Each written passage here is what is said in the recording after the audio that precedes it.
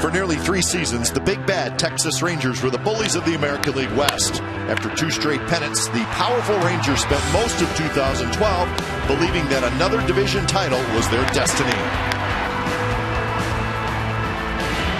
But they didn't reckon with an Oakland A's team that blended a deep well of young talent with a little bit of magic to create a winning chemistry. And by the time it came down to an October showdown, the mighty Rangers were no match for the green and gold. And the Oakland Athletics are going to the postseason. Nasty pitch, strike 3 call. And he dropped it. He dropped it. Ball game. The Oakland A's have shocked the Rangers and the baseball world. Now these teams meet again as the top 2 contenders in the AL West. The Rangers return to Oakland next.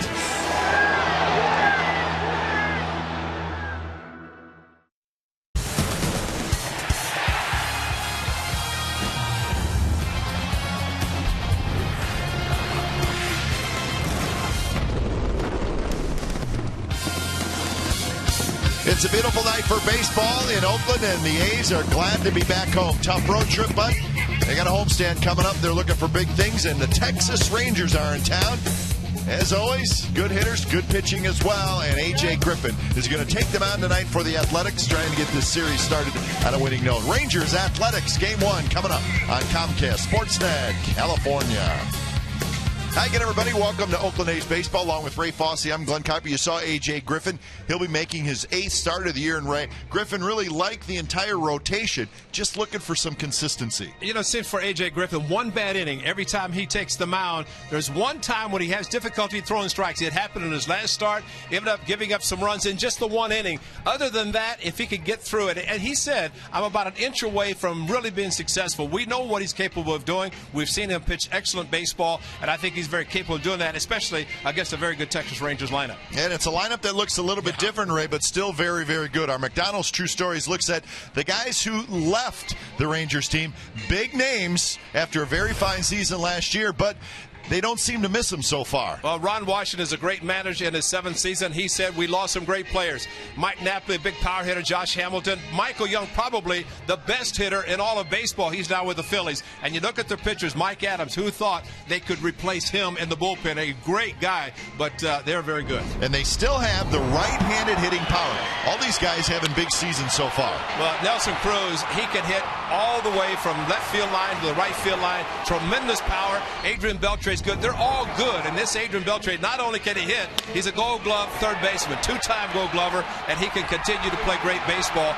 They lost a lot, but they still have a great club. And the thing that Ron Washington talks about, in addition to Ian Kinsler, who is a leadoff hitter, he has the power similar to what Ricky Henderson did, but they also have the pitching. And you put these 3 guys hitting the way they're capable, and you see the pitching that the Rangers now have. Remember, it's always been about hitting for the Texas Rangers. Now they have the pitching to go with it. Indeed, and speaking of hitting, with all those guys gone, they're still 3rd in the American League in home runs hit. So they continue to hit the long ball, but now they're getting great pitching. Best record in the major leagues. Last time the Texas Rangers were here, was there a more memorable 3-game series in A's history? I don't know. You're going to have to look a long ways to find a better one. It was fun, and we'll look back at that tonight.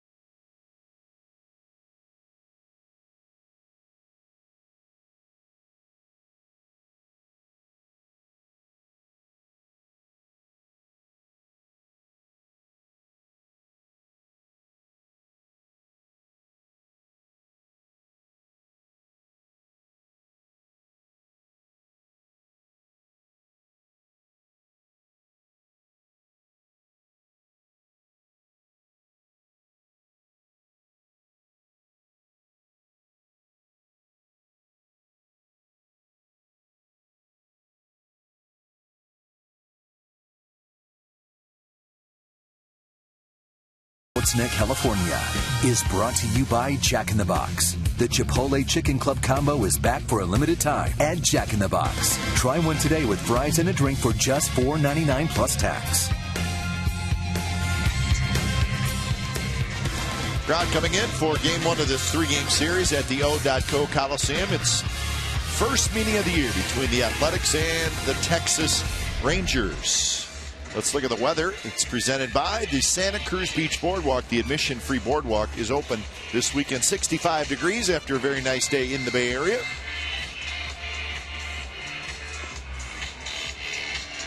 And last time the Rangers were here, they did not have any fun. But that was last year. This is this year, and the Rangers are having fun. Playing very good baseball, and the A's trying to bounce back from what was a very difficult road trip.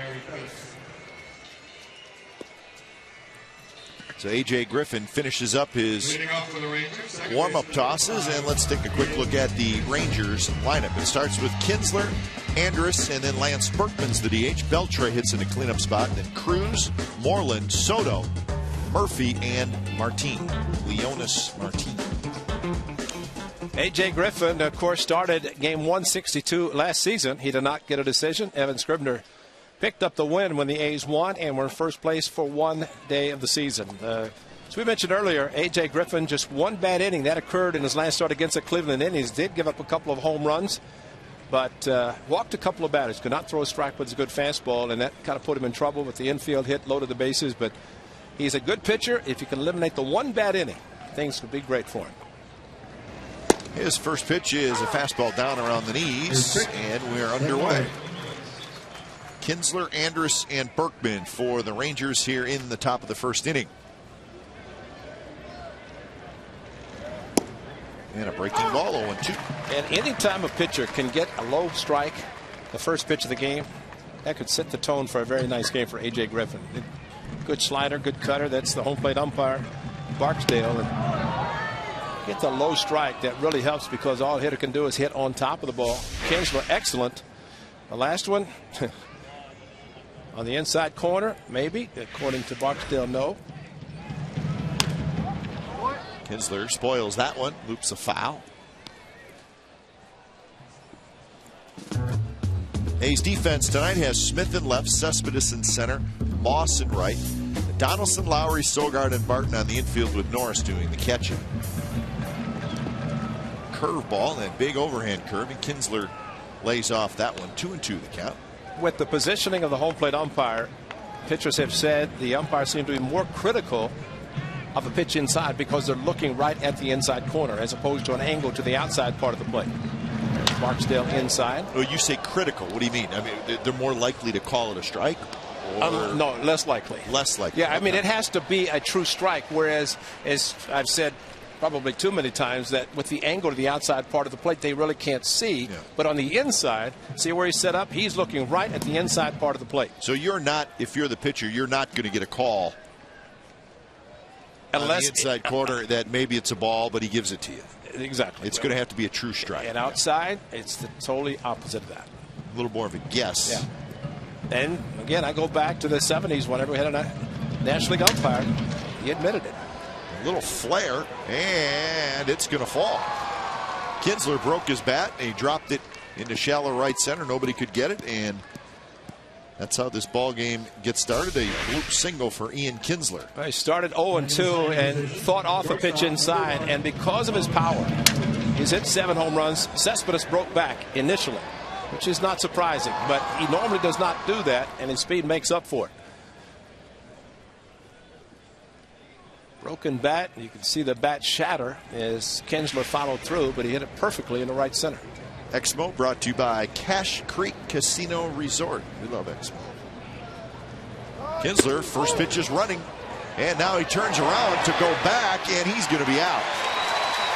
Why he turned around to go back, we do not know, but the A's will take it. That's usually when it's a busted hit and run, okay? But that's unfortunate.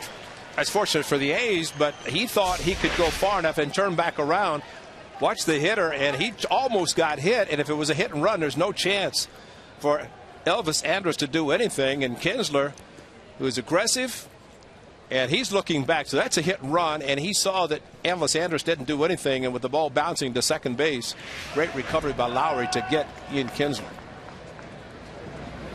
Really not a whole lot Elvis Andrus could do. That pitch was way up and in. But let's look back. He's looking back. It's a hit and run. Ron Washington going straight to the hit and run on the first pitch to the second place hitter. But if he's a straight steal, he's going to be heading to second base. But from the hitter standpoint and the catchers, see they're talking on the bench about the movement of A.J. Griffin. That's the best pitch a pitcher could throw in a hit and run.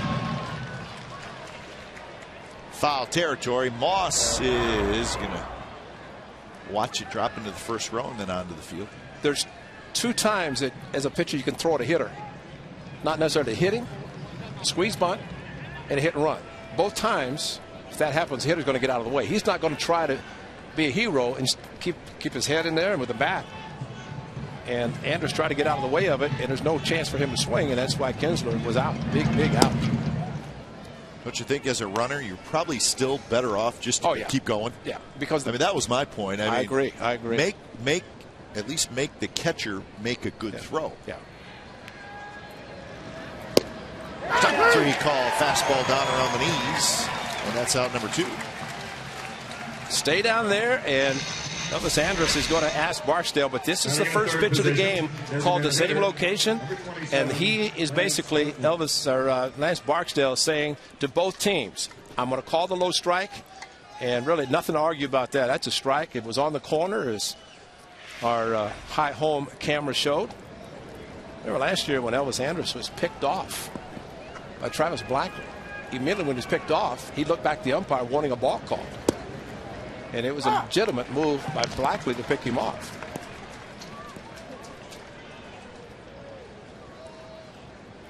.298 the average for Lance Berkman. He's also asking Barksdale about the strike zone. Berkman signing as a free agent. He will strictly DH for the Rangers.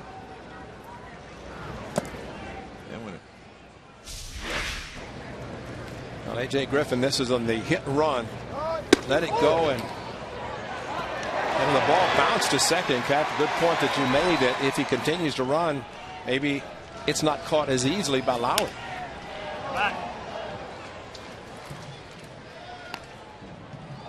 Great leadoff hitter. Ricky Henderson is in the house tonight, and the all-time greatest leadoff hitter in Kinsler has the power. Maybe does not have the base stealing ability that Ricky Henderson had. Of course, the all-time stolen base leader, but he has the power and he can get on base. Just missed inside. 3-2 the count. That would not be the last time you say that. That looked like a pretty good pitch. There he is.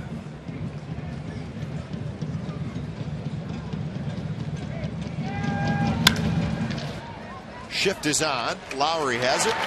Side retired. So a leadoff single by Kinsler. Nothing else. We head to the bottom of the first. No score.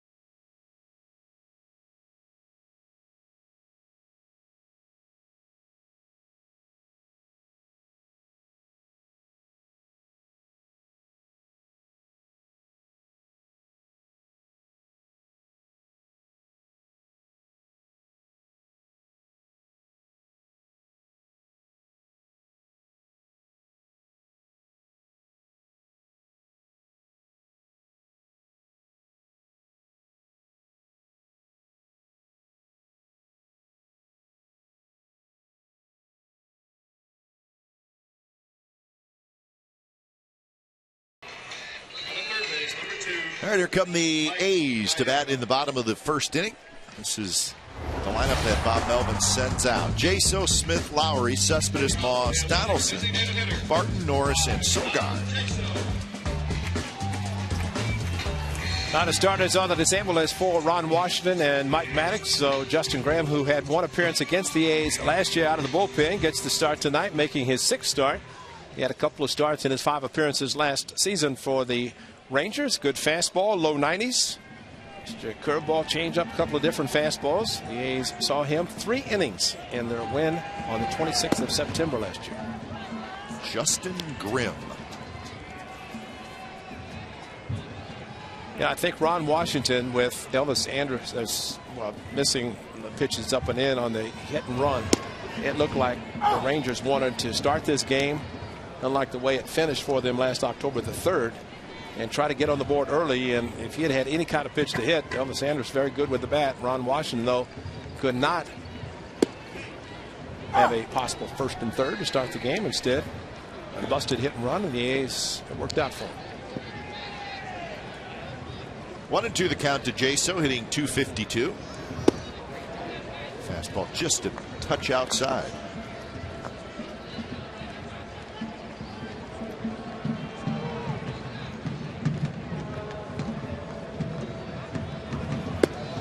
And Jaso tries to hold up. He can't do it, and that's a strikeout.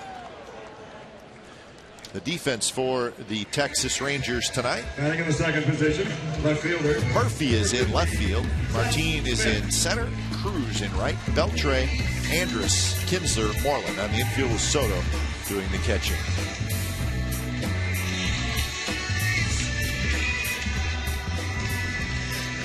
Oh, a huge shift put on for Seth Smith. Only Beltre is going to play to the left side of the infield. First pitch strike to Smith.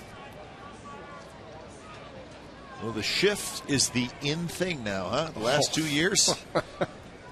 I mean, everybody's doing it, and everybody's doing it a lot. So there's some paperwork out there that says this is where guys are hitting the baseball, because it used to be you just have an occasional guy you put a shift on for. Now it happens all the time. Yeah, a huge shift on Lance Berkman. Look, at called a whole bunch of guys. One in right field, one that's a shortstop making the play at second.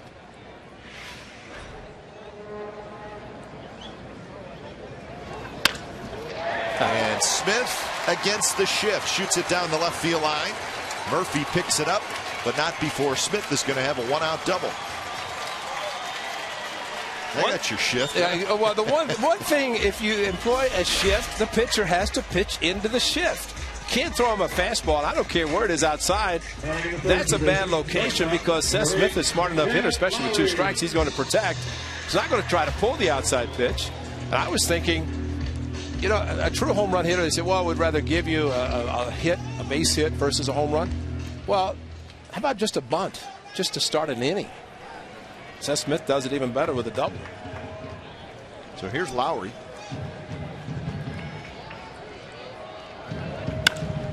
Lowry goes after the first pitch and skies it to shallow left when Murphy's coming in.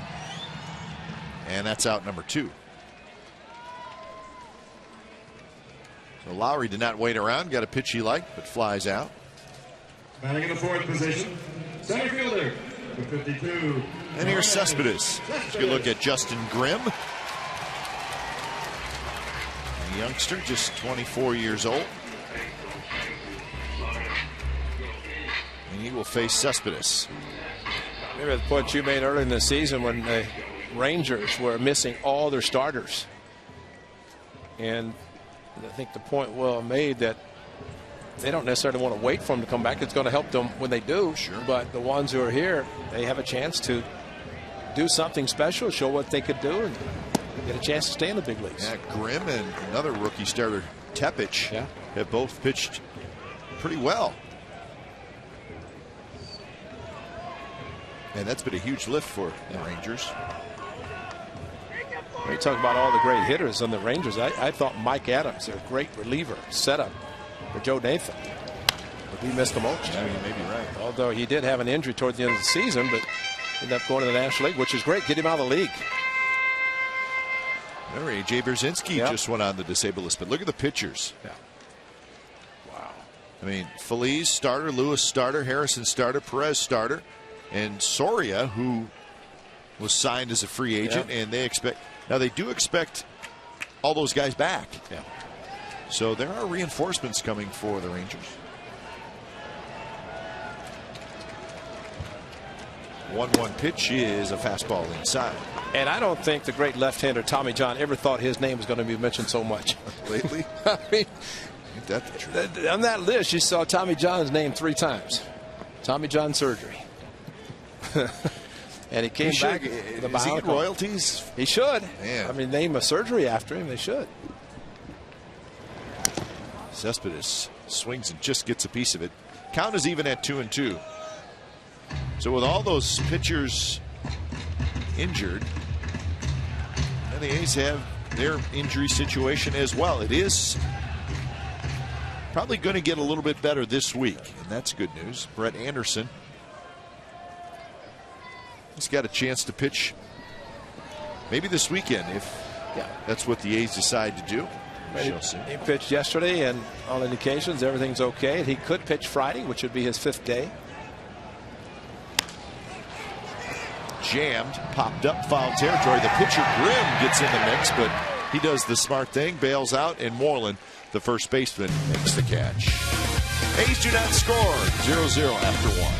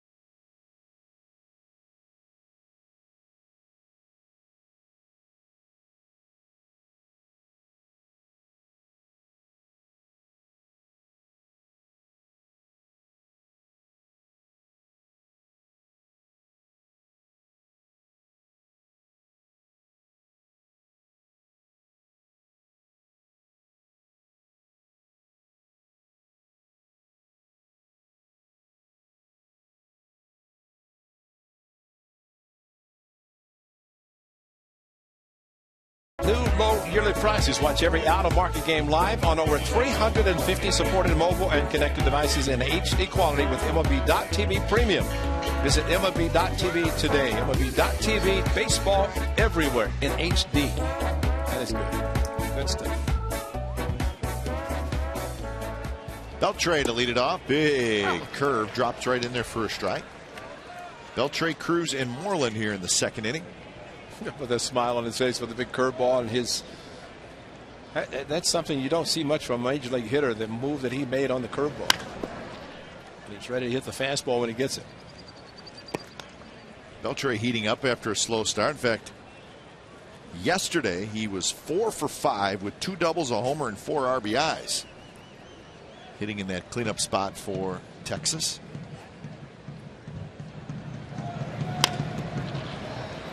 Over the head of the pitcher Griffin, but Lowry's there, makes a nice play, and they just get Beltre. So that is out number 1. We talked about Brett Anderson and his injury situation, should be back soon. A's have a chance to get a couple of outfielders back, and this was earlier today, Ray. And Coco Crisp getting some work in on the field, doing some running. Of course, he's out with the hamstring injury. Oh, he's okay.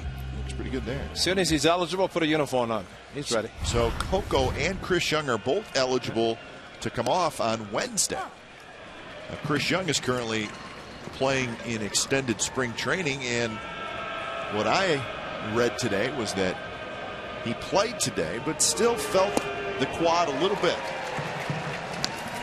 So we'll see what happens on Wednesday. Remember last year, though, when Coco was on the DL, he didn't go to rehab. He doesn't need it. And he came back, and, granted, it's always a little bit tough if you come straight off the disabled list and try to hit major league pitching. That's what makes rehab so good. But bottom line, if Coco is ready to go, he's going to be playing, because the record with Coco not in the lineup is not good. Yeah. So we'll see on Wednesday. It'll be decision time. And again, Brett Anderson, maybe Friday. We'll see Brett Anderson. Swing. You're going to miss. Cruz chases a pitch out of the strike zone. Well, that's a great description, because we've talked often, and this was what you want to see from a pitcher, a chase. And where Derek Norris held the target on the corner, that's a good place to start the breaking pitch, but you wanted to break off the plate, which it did perfectly. And for A.J. Griffin to be able to pick up the target of Derek Norris, start it in that location, but see Derek having to backhand the ball, that's a great chase slider. Aggressive hitters try to do that to them more than anybody. So here's Mitch Moreland. Shift is on. Fastball outside. Well, you just have to hope he's going to try to pull it. Argue with you. I mean, seriously. And that's what A.J. throws.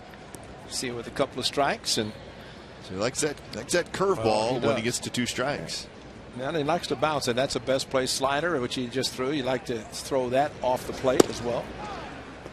See, they're banking on Mitch Moreland taking the outside fastball and rolling over him instead of doing what Seth Smith tried to do. The outfield is straight away. They expect also that if he hits a fly ball, it could go left field to right field. No shift at all from the outfielder standpoint. There's your setup. 1-2 the count to Moreland.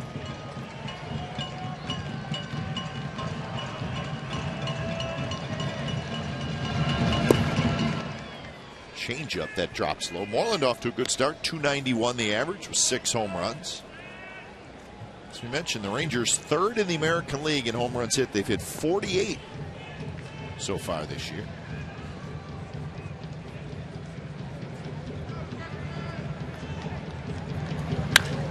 That one's driven to right, and that's hit well. Moss is going back, and that one is gone.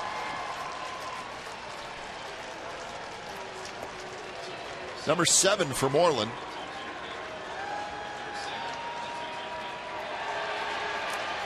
Well, a high fastball, or a fastball that was elevated, not exactly where A.J. Griffin necessarily wanted to throw it, but Dave Bagnon, the new hitting coach, over from the Red Sox, now the Rangers, and look at the location.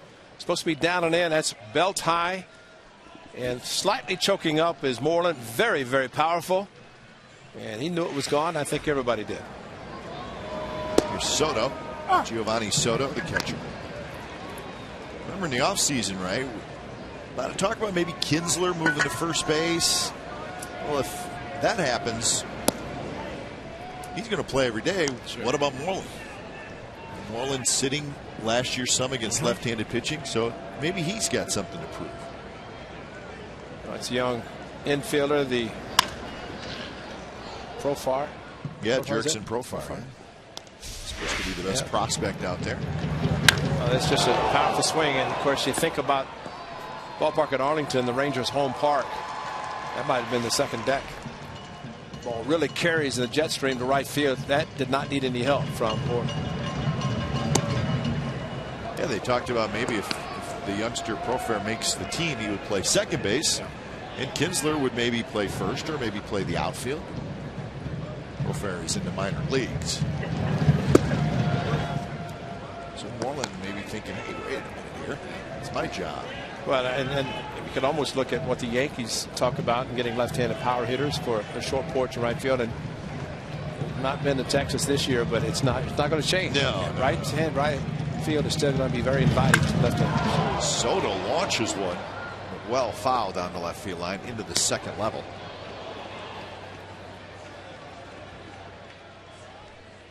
Well, the predictability, 3-2 fastball, and he just, fortunately, from the A standpoint, he got out in front a little bit too much.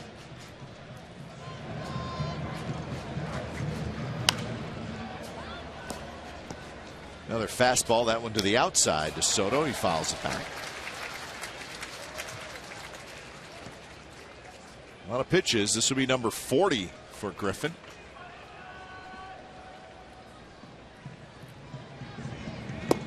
And a good changeup, and that's a strikeout. But the Rangers get on the board. Mitch Moreland with his 7th home run. It's 1-0 Texas.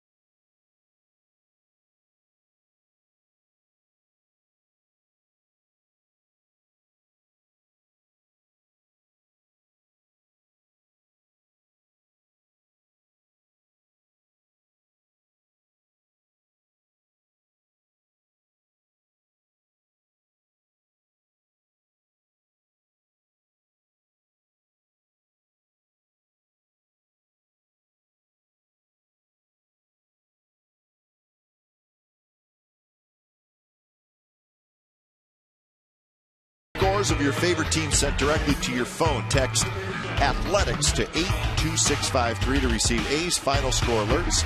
CSNCalifornia.com. It's your mobile leader for authentic Bay Area sports.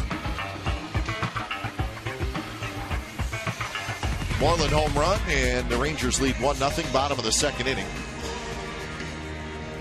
The Moss, Donaldson, and Barton for the Athletics.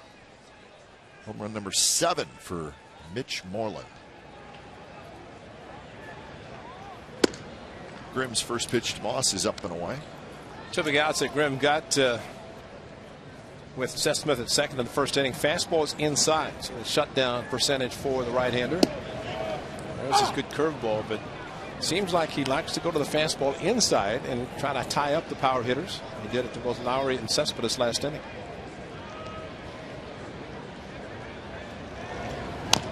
Curveball again. So he's got a little bit of the A.J. Griffin curveball. Yeah. Big overhand. Curveball that you do not see a lot of pitchers actually throw, because hitters a lot of times won't swing at it, and it's a difficult pitch to control. And then he goes to the fastball, and that's a swinging strikeout, and that's out number 1. Here's tonight's lows never stop improving. Remember this? October 3rd of last year. We'll watch all these highlights. Brandon Moss had a couple of huge hits in the division clinching game on that beautiful Wednesday afternoon here at the Coliseum.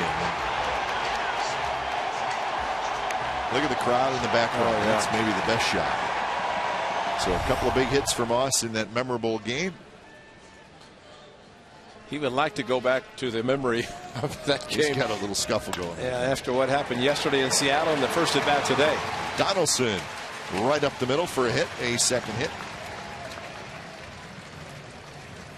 And Brandon Moss, who He's a fun guy. He said, yeah, you know what? I guess can't get much worse than striking out 4 times on 14 pitches. Well, I guess you could strike out 4 times on 12 pitches. Which, that's the kind of day it was for Moss yesterday.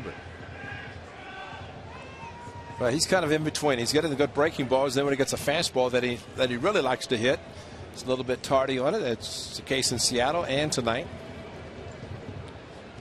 First pitch to Barton is a swing and a miss.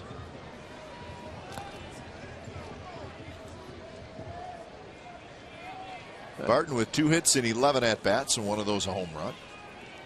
3-2 slider coming in on his hands in Seattle, and it was great to see Derek Barton, which of course he loves Safeco Field. He loves playing against the Mariners at their park.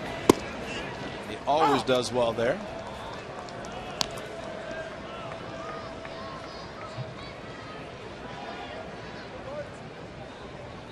He went in to see the local barber in Seattle, down the visiting clubhouse. Yes, he did. Got the beard cheer kind of cleaned up and haircut. Never really saw barbers in the clubhouse when brother and I were playing back in Cleveland. I don't remember ever. Now they have signs up that tells you when the barber's going to be there, what day, what time.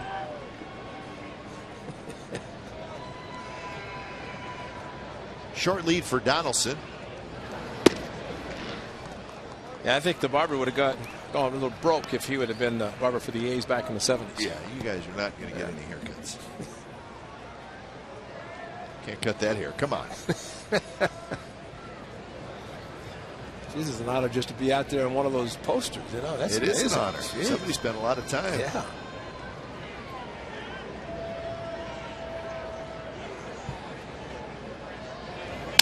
Barton slowly hit toward Beltre, out at second. Kinsler on the pivot, not quite in time. So the lead runner Donaldson is forced at second. Ball was kind of like hit off the end of the bat. It may have broke his bat. Kind of a protecting swing with the pitch outside. Barton waits a long time and hit it to the wrong guy when you hit it to Beltre. He's got the gold gloves to prove it. Kinsler, fortunately Donaldson able to get on Kinsler very quickly. Not a lot on the throw in return to first base. I think Barton running figured he had it beaten out easily. It was not that easy though. Back-to-back years.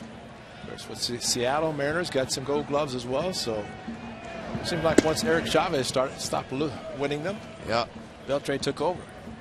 Especially coming over from the National League, the 5-year contract with the Mariners, 1 year with Boston, and then a big contract with his current team. Well, not only is he really good at third, but he's fun to watch at third. Oh yeah. He's got his own style, and he's good. 1-0 to Norris. Soto scrambles after it. Very nice block by Soto, and while the runner was not at third base, still this wild pitch would have put a runner in scoring position. Great mobility by Soto, and as you mentioned, Brzezinski on the disabled list. He had been catching every day. Soto backup. Now he gets the chore of catching every day. Rookie of the year, National League with the Cubs. Thought he was going to be a star. Yeah, he's struggled some. Probably lost too much weight. Remember how big he was? He's a big, strong guy. Lost a ton of weight.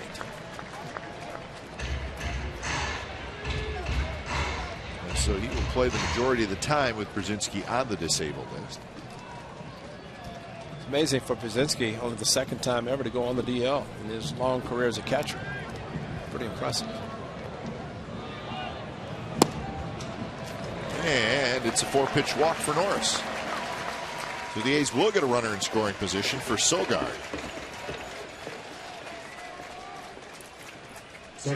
First walk for Grimm.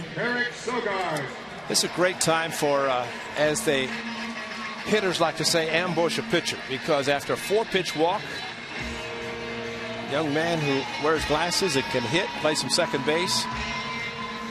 There's no reason to take a strike. I think right here, if he gets a fastball down the middle that Graham might be wanting to try to throw for a first pitch strike, jump on it. There are 2 outs. The A's with a runner in scoring position. First pitch to Sogard, curves down and in. 233 with 3 RBIs for Sogard.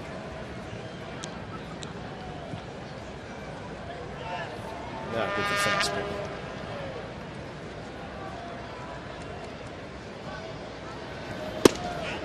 And there it was, and he took it 1-1.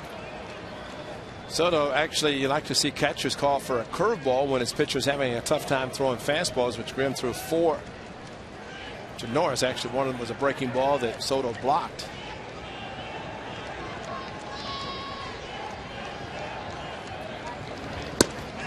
Strike on the inside corner. Sogard not sold on the call by Lance Barksdale. Check it out. Changeup kept floating and floated, according to Barksdale, on the inside corner, barely. See, that's looking right at the inside corner, the home plate umpire.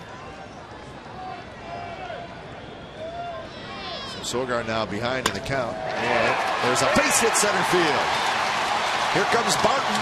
The throw to the plate is offline, and Barton will score. So we're tied at 1. Leonis Martin had a shot at Barton, but his throw is way up the third base line. Now Mike Gallego is not going to hesitate in sending Barton. There's the fastball there. There's right back up the middle, and the high fastball. We saw Moreland crush one of the right field bleachers. And Martin, there's a throw just up the line.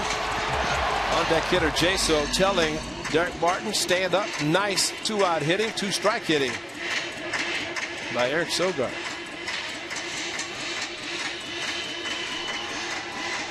So a 2-out hit. You get the A's on the board. Number 5, John Jaso.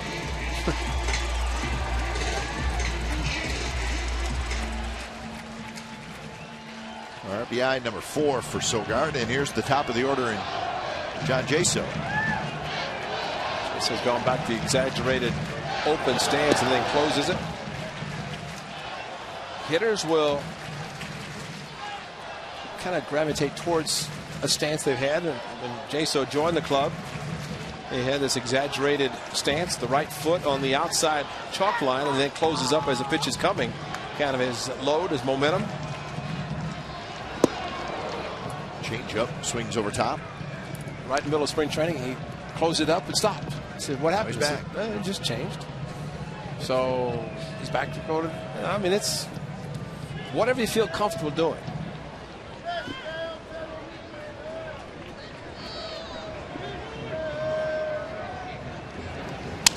And that one past Kinsler, and that's a base hit. Norris is going to score. Sogard to third, and it's 2-1, the A's lead.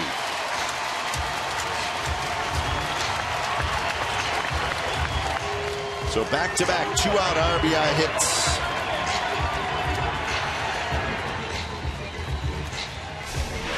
See how close Kinsler is second base. John Jaso gets the off-speed pitch, and well, you like to see infielders dive. I don't know how close Kinsler. See him up the middle, heading towards the ball, but looked like the mound might have stopped a little bit. No, that's a little bit too far away. Similar with Andrus on Sogard's hit up the middle. You see a lot of guys dive for balls just thinking they could knock the ball down. In the case with a run scoring, if the ball is knocked down, it prevents the runner from scoring from first. But back-to-back 2-out hits by the Athletics to keep this inning going. Here's Seth Smith. Smith hits it hard. Kinsler is playing out on the grass. He's got it side retired. 2 runs on 3 hits for the A's, so we're headed to the third. It's the A's 2 and the Rangers 1.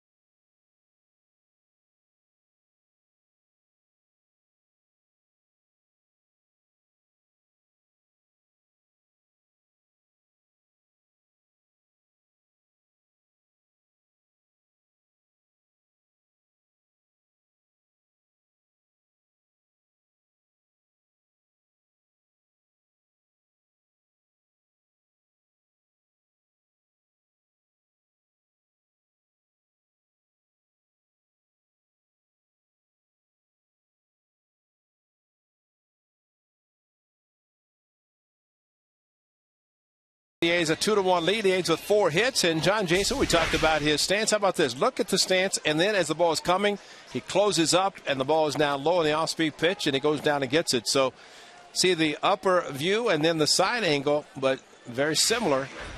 And it's really kind of hard, but he does a good job of keeping his bat back as his body's going forward with the off-speed pitch. If the body had taken the bat forward, he would not have been able to drive it to center field the way he did.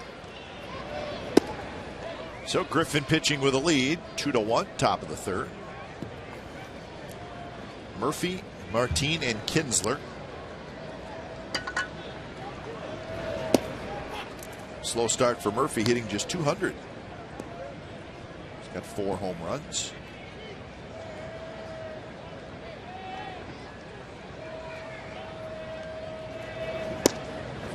And now the count even at 2-2.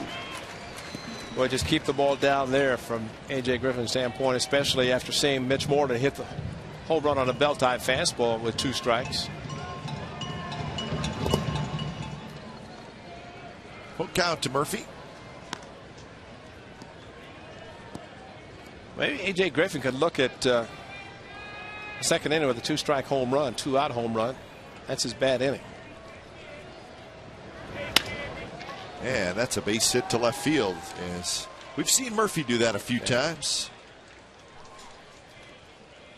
Well, great fireworks here at the Coliseum, and the first fireworks show of the season this Saturday. FBA's play the Royals, and it's presented by Xfinity. Enjoy the special theme Star Trek Into Darkness show, and it's from the outfield grass. Always fun to get out on the field with your blanket and watch the fireworks. Tickets and info available at oaklandathletics.com/fireworks.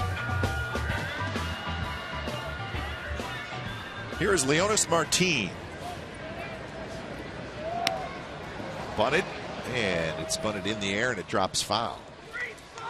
That was a bunt and run, which if you sacrifice, surprising to see the runner from first base on the move. Gary Pettis, the new third base coach, he was coaching first base for the Rangers last season. Dave Anderson has moved over to first base, so the always aggressive and great base stealer, local back home, Gary Pettis, and for Ron Washington, now coaching third base. Gold Glove winner, great center fielder, can steal some bases.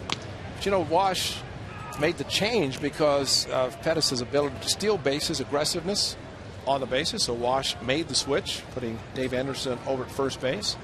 Jackie Moore, of course, is bench coach, and a good one.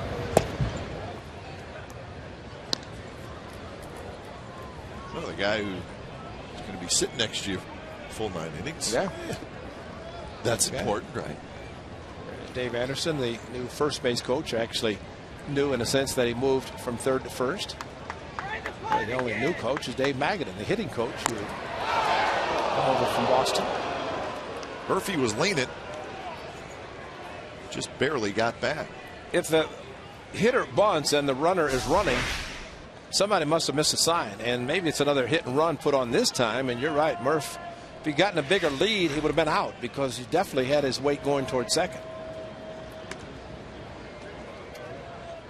But if this is an indication that something was on that pitch. Now, the Rangers might have taken off the sign. It might not be anything, but he definitely indicated he was going to be running.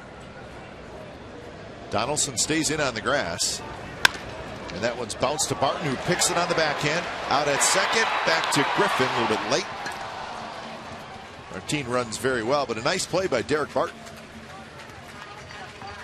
Anytime you backhand the ball, it's a great play.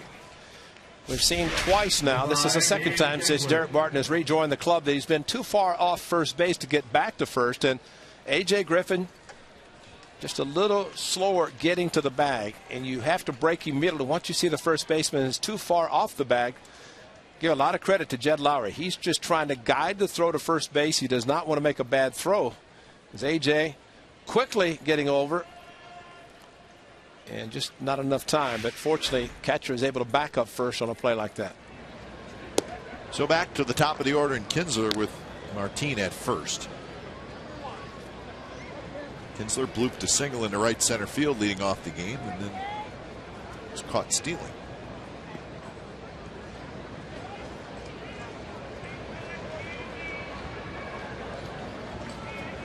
wasn't your conventional caught stealing. He took off, stopped halfway, and then tried to get back to first on a broken hit and run. He did not get back.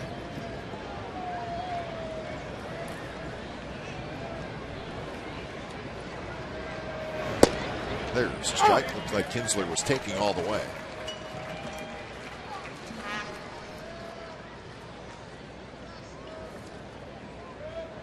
Kinsler 10th in the American League in hitting coming into tonight's game with the .322 average.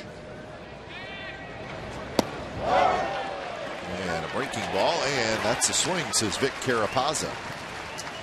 Big slow curve. Boy, it is big, and Kinsler starts and tries to hold up, but he went too far forward.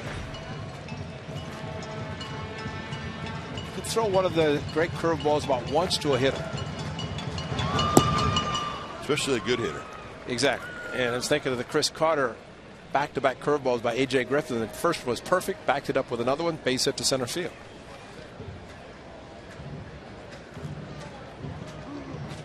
Elvis Andrus waiting in the on-deck circle. 2-2 pitch, a fastball. Kinsler fouled it straight back.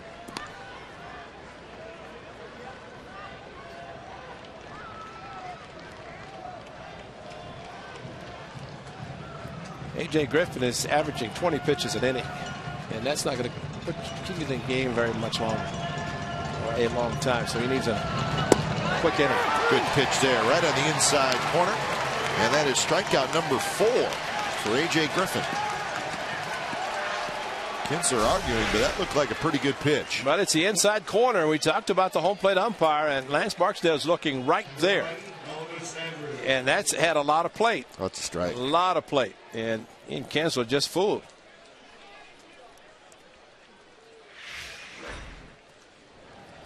I've seen Kinsler hit that pitch a lot. A little down home run. Well, yeah, I mean, his swing, that's the pitch he likes. So here's Andrus. The ball's popped up. Barton grabs it, side retired. Leadoff single by Murphy, but no damage done. Bottom of the third coming up. A's lead 2-1.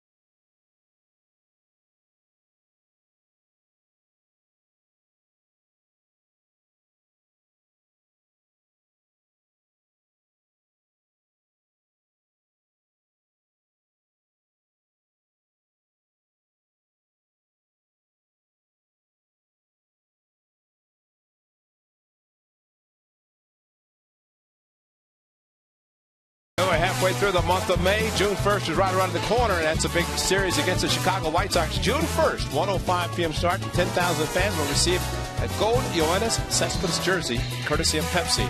For tickets, call 877-493-BALL or go to oaklandathletics.com/tickets. Yoenis Cespedes jersey, the alternate gold, and keep hoping that on that day, the pitcher, the team will decide to wear the alternate gold jersey. That will be a great day. See a whole bunch of them in the stands and on the field. Lowry, Cespedes, and Moss for the A's here in the bottom of the third. Lowry hit a fly ball to left field in the first.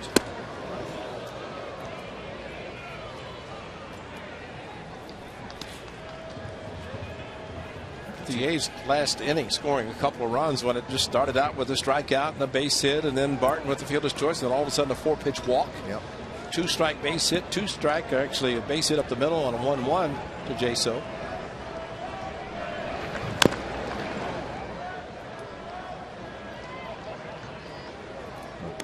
Two-out hits. You don't lose too many games when you're getting 2-out RBI hits. No, you're right. Right in step. Lowry bouncing around a little bit, trying to get some feeling back on the right foot. I think Mike Maddox, the pitching coach of the Rangers, talking to him tonight. He said something I thought very interesting, that it's much harder to get outs in baseball now. And there's a lot of reasons, but if you think about 1 through 9 in the American League especially, there's no pitcher hitting. His brother, of course, going to the Hall of Fame in a few years, Rick Maddox. Breaking ball that is called strike 3. Lowry's chewing on Lance Barksdale. Yeah, that's a backdoor curveball, and a little high and backdoor, and Lowry said, I'm taking that breaking ball, and then what? You got to be kidding me.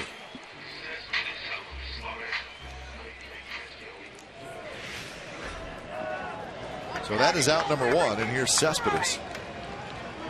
But you look at tonight's lineup for the Athletics, and Grimm has had trouble last inning in the bottom part of the lineup. And you have to look as a pitcher 1 through 9. There's not an easy out. Maybe in the National League with the pitcher hitting, you can not worry so much about the 8th place hitter and the pitcher, but in the American League, it's 1 through 9. Center field and deep. Martin going back near the wall, and that baby is gone. 3-1 A's.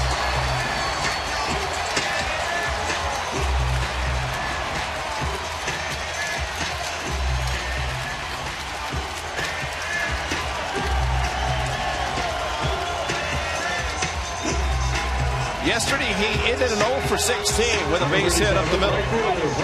Chili Davis said, you need to hit more pitches up the middle, more line drives, more base hits up the middle. How about a long ball up the middle, straightaway center field? Chili liked it. And Ariel Prieto, when a guy's going 0 for 16, he does not get to translate a lot. He wants to see him hit home runs and get back where the press wanted to talk to him. So home run number 7 for Cespedes. Fastball, letter high. Grimm, I think, knew it was gone. Martin in center field indicated he thought he had a chance to catch it. But that man is strong. He is very strong, and he showed it on that one.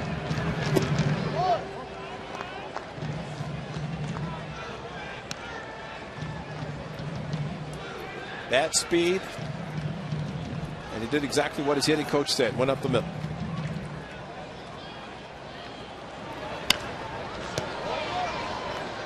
A 1-2 to Moss, who struck out swinging.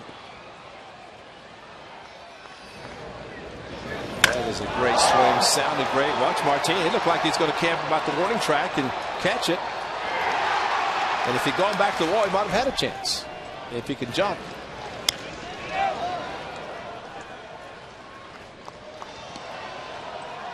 The worst thing an outfielder can do, and we've seen it often, where you kind of drift to the wall instead of respecting the power and thinking that maybe it's got a chance to go out and go back to the wall, and they can draw straight up vertically instead of jumping into the wall and having to stop you. Yeah, a little hesitant as he got to the warning track.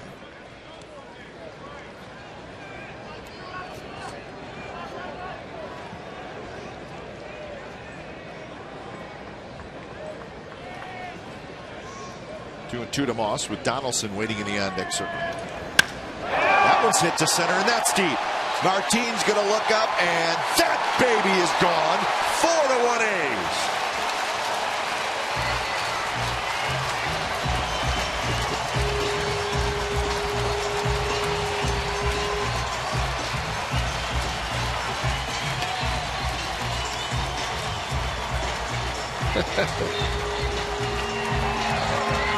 7,000th home run in Oakland A's history, and it belongs to Brandon Moss. Hey, Cap, I was thinking he struck out 4 times yesterday. He struck out his first time. And after the check swing, he gets a 2-2. And let me take a deep breath, and then gets a fastball. And boy, great extension. Crushed it. And this is a finish on a fastball straight away. Center field, 2 strikes, got a fastball. And kind of a sigh of relief. And not only did he not strike out, he hit almost to the sweets in straightaway center. And there's your Exmo. Get the foot down and just explode with a fastball. Boy, what a great extension.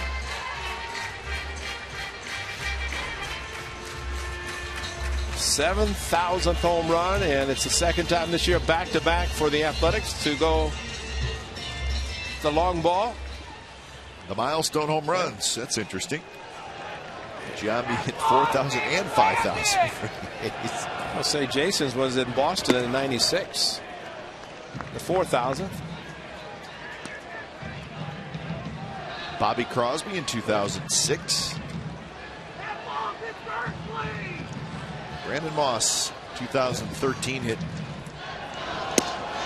home run number 7,000 in Oakland A's history. You saw Claudell Washington on the list for the Athletics. He was also on the list for the New York Yankees. A monumental home run. I can't remember 10,000, whatever it was. I want to say it was at the Metrodome. And it was a major milestone for the Yankees. They threw it back. Had no clue. They said, thank you very much. We'll take it and put it in the archives. Yeah, I think the Yankees would have given you what you wanted. Whatever I want to say 10,000. I mean, they've hit a lot of home runs in Yankee lore, but Claudell hit the big one for the Yankees. Right at Andrus. Scoops it up. And that's out number 2. So back-to-back, Cespedes and Moss, both to center field. And both on fastballs, too. And for Brandon Moss, getting up with 2-2 after seeing a very good curveball from Graham, also a good changeup. Cespedes. But Brandon Moss said after hitting the home run off Furbush in Seattle, he said, you know, that felt so great. I'd like to do that again. He just did it tonight. Because this one tonight was crushed just like that one was in Seattle.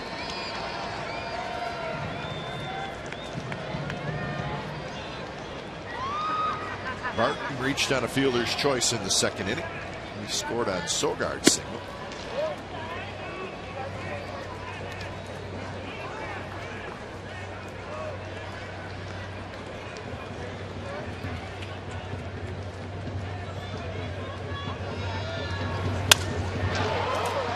Kinsler has it on 1 hop. And side retired. But damage done by the Athletics. Cespedes. Home run number 7. Moss followed it up with home run number 6. So back-to-back. A's lead 4-1 after 3.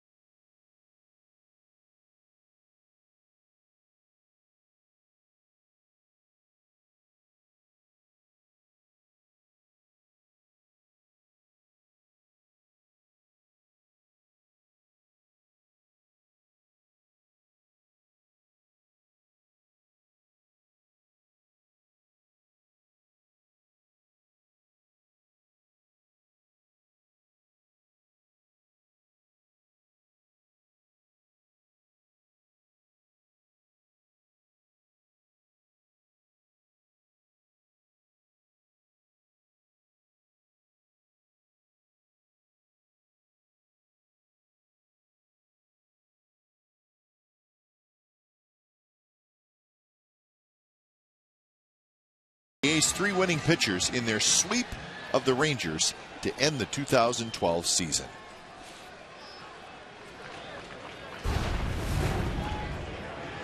A.J. Griffin got knocked out early. Yes, he did. So he was not the winning pitcher. Berkman, Beltre, and Cruz. So it's the heart of the order.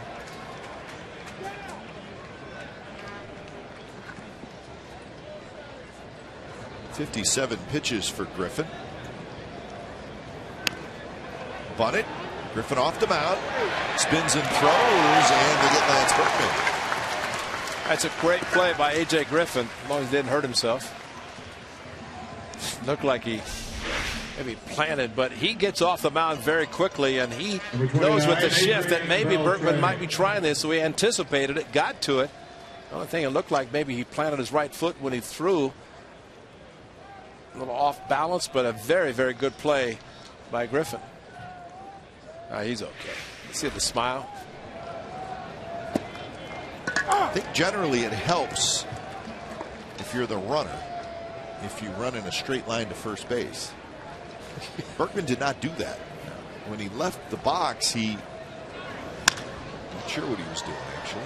Skied towards Cespedes. And that's out number 2. A.J. Griffin this season already, he's had a number of plays and he's not been able to come up with them, but this time he does.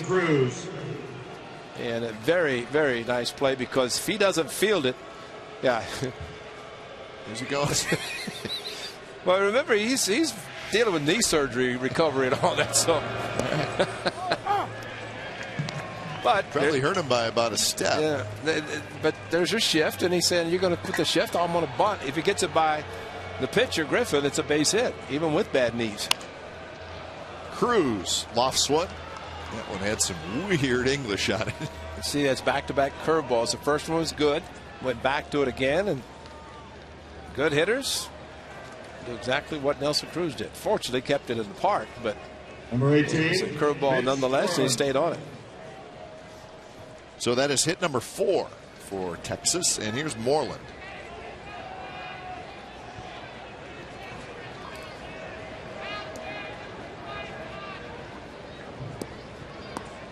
Moreland with his 7th home run of the year in the 2nd inning.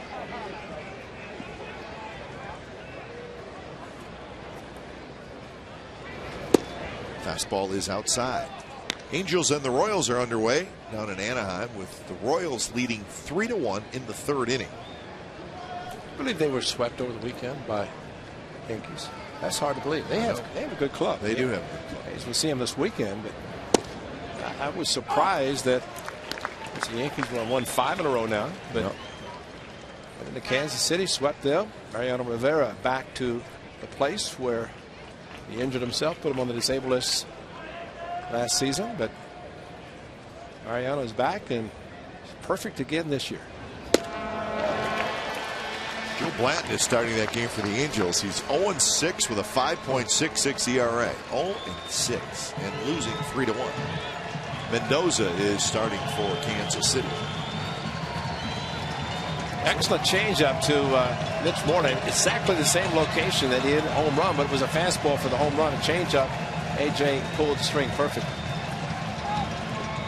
That one bounces behind Norris, and that's going to allow Cruz to go to second.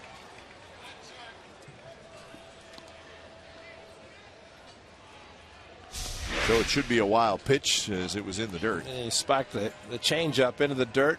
Derek Norris moved nicely, but it hit too hard off his body, and Nelson Cruz, with a secondary lead, made it easily in the scoring position. So 2-2 the count to Moreland. And that one off the glove again, and Cruz is going to go to third. That's a cross up. He crossed him up. It was kind of a strange pitch anyways. Looked like maybe a curveball that just kind of floated. Right. Well, just watch the reaction of Derek Norris. He's looking for something down, and it's up, and he was lucky to get a glove on it. And the official score is going to give him a pass ball, right?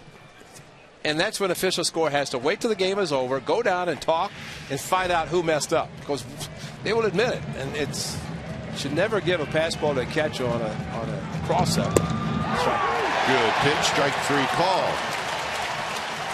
So Griffin gets out of the jam, and we're headed to the bottom of the 4th. 4-1 A's.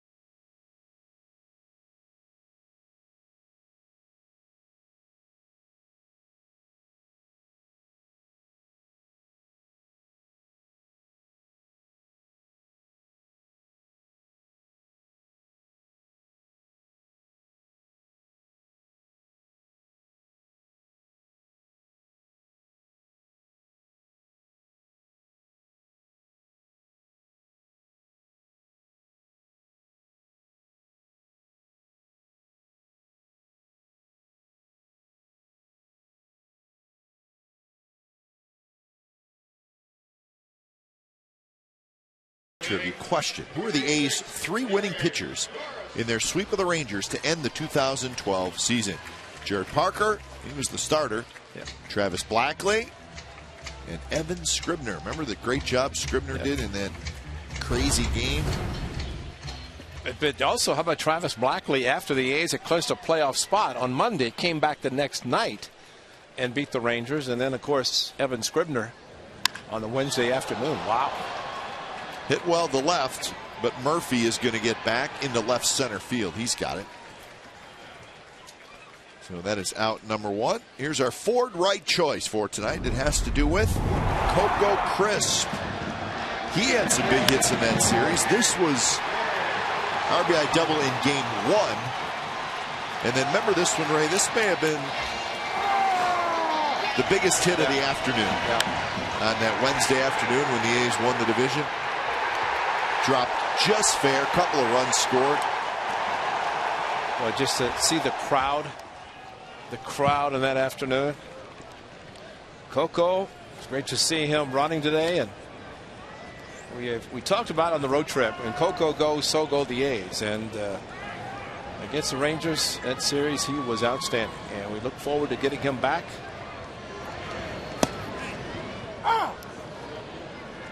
Well, I wish some of those people were here tonight. I know. That was magic. 0-2 to Sogard.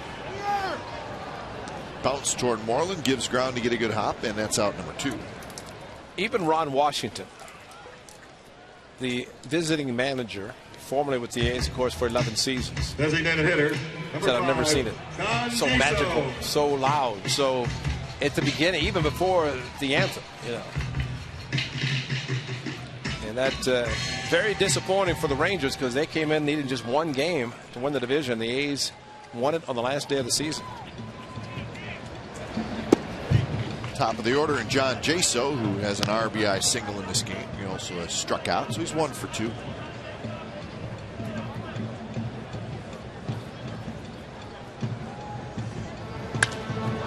Jaso with his second hit.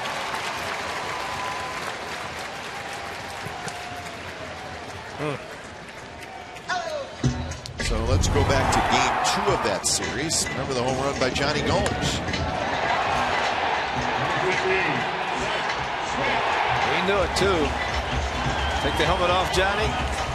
He always does. And then this was on the Wednesday out on the field after clinching the division.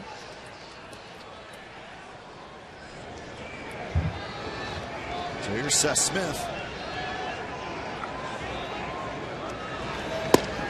Strike at the knee. Smith a double and a ground out so far.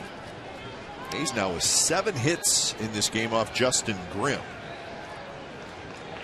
Couple of home runs.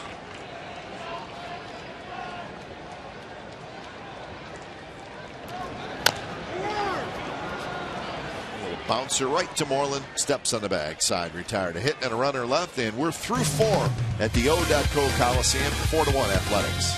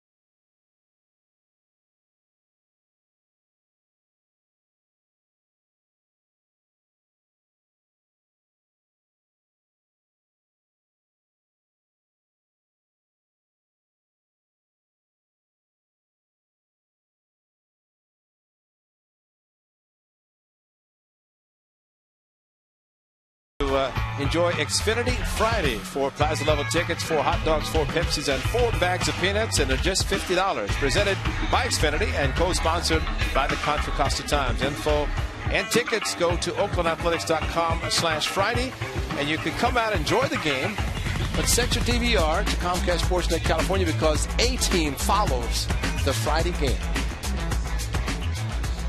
And you can watch it right here on Comcast Sportsnet California with the boys from radio. Well, Ray Cespedes is coming off the field. Wow. So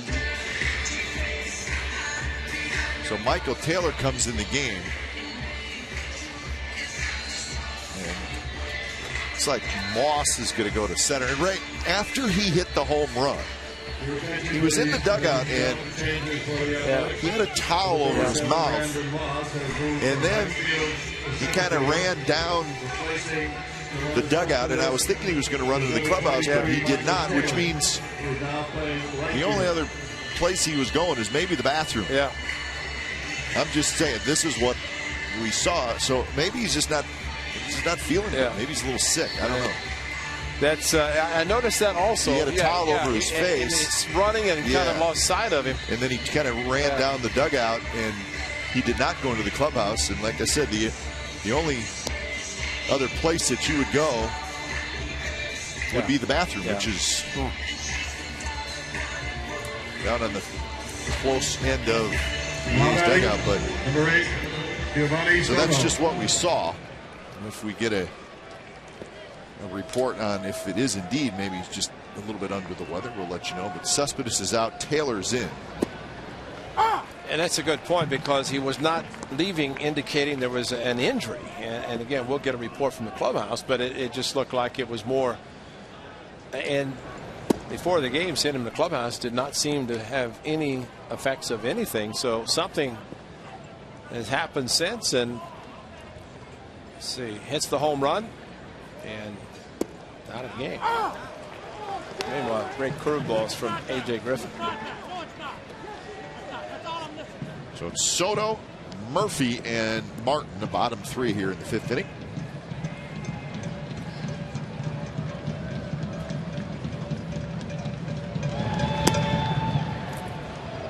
Soto struck out swinging in his first at bat. So Taylor is going to hit in that cleanup spot.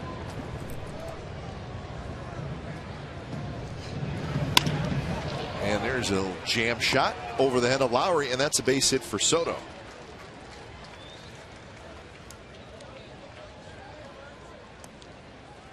Just think if Cespedes was feeling great, where would this ball have gone? High fastball, Martin over the center field fence. He goes through the home run tunnel and then headed straight back towards. He went to the other end of the dugout. He did a reverse tunnel. Actually, it's what Nate Fryman did in his first major league home run. Tunnel set up for him, so he had to go back and reverse. But that was a little different than tonight. So Murphy steps in. He's got a hit. Soto singled the fifth hit off Griffin. He's leading 4-1.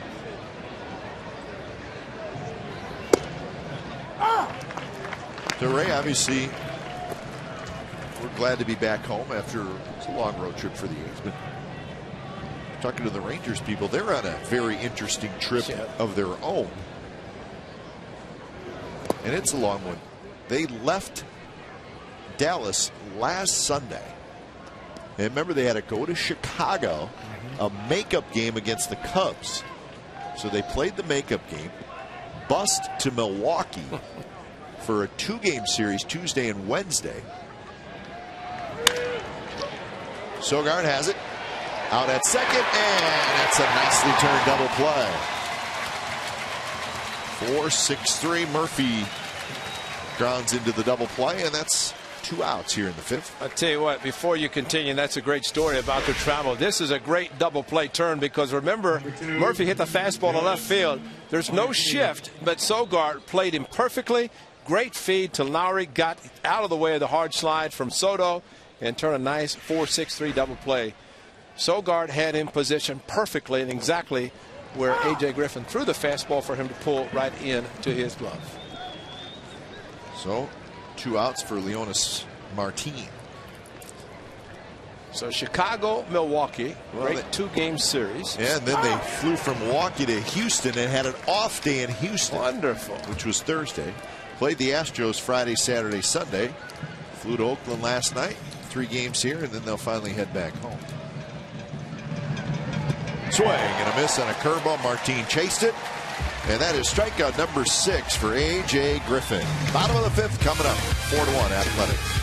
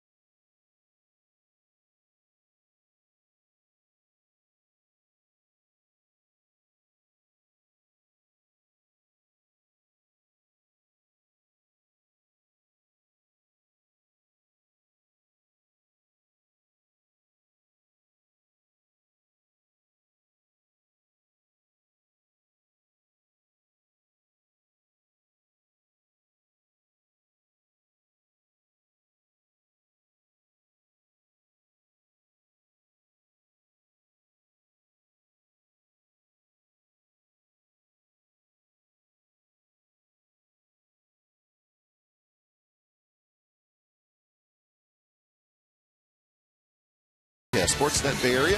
Have full highlights and reaction from our game here at the Coliseum. Warriors getting ready for Game 5. Sharks getting ready for Game 1. So we got NBA playoffs, NHL playoffs, A's baseball. David Feldman, Ahmed Fareed will host. Busy time in the Bay Area if you're a sports fan. Have we seen anybody? Is Ted Griggs growing beard, the hockey beard? You know, I have not seen our hockey friends. Because usually it's a beard time in the hockey. Yeah. Postseason, right? Team gets to the playoffs, you grow a beard. So Greg down in the A's clubhouse, one of the workers for Steve Vucinich, growing a beard. I said, "What are you doing?" And it says hockey. Who did that? Greg. They take it serious. And then if you don't do it, they get kind of mad at you. Yeah. Well, when I was covering the Sharks, it's like, I'm not growing a beard because I'm going to look like an idiot. You're not a beard type of guy, are you? No. 3-0 now to Lowry. Look at Kira. She's a Sharks fan. And no, you know what? There's a few things we can guarantee, and Kira will not be growing a beard. So that means she should remove her Sharks cap? She's a good fan. That's a face that you probably want to keep a beard off of, I think. 3-1 to Lowry. Rolls over on that one. And that's out number 1. Oh. His team has been in the playoffs a long time. Now batting, number 23, Michael Taylor. Remember guys who say they're going to grow their beard until their team wins a World Series or a World Championship, whatever sport it might be? Got to be careful. That guy had a beard, but it's gone. It went fast. The beard was not good luck for Josh Reddick so far in 2013. So here's Taylor hitting for the first time, coming into the game in Cespedes' spot in the order.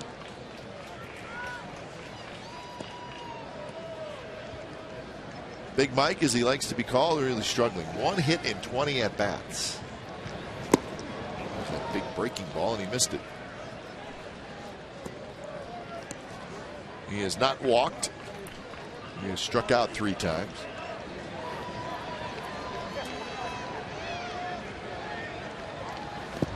Lays off the breaking ball that time. Yesterday on Mother's Day, saw a lot of the guys using the pink bat, the wristbands. Big Mike had shoes on that were pink. I said, what size shoe do you wear? 15. I said, I thought it was quite big. See those pink shoes on big frame? Could not miss the big shoes. Size 15. Andrus throws out Taylor, and that's out number 2.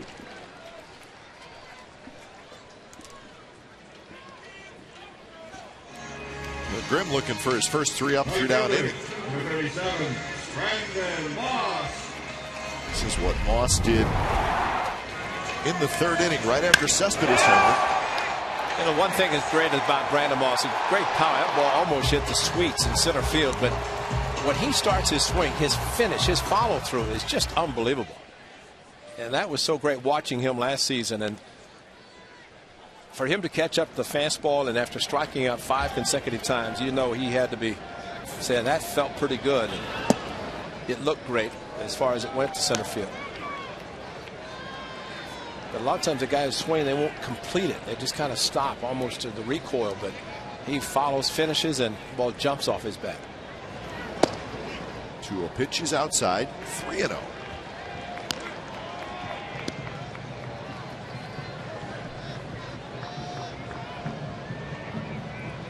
Soto just telling Grimm, be careful, he's going to be swinging the bat.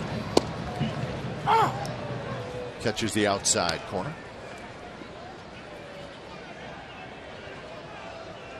Pitch number 79 coming up for Justin Grimm. And he misses low.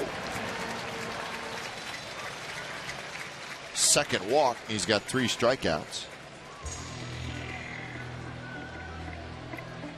Third baseman, number 20, Josh Donaldson. Royals still leading the Angels 4-1 that game in the 5th inning.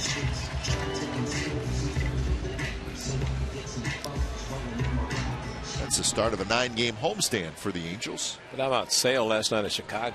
Nasty. Near perfecto. Near no-hitter.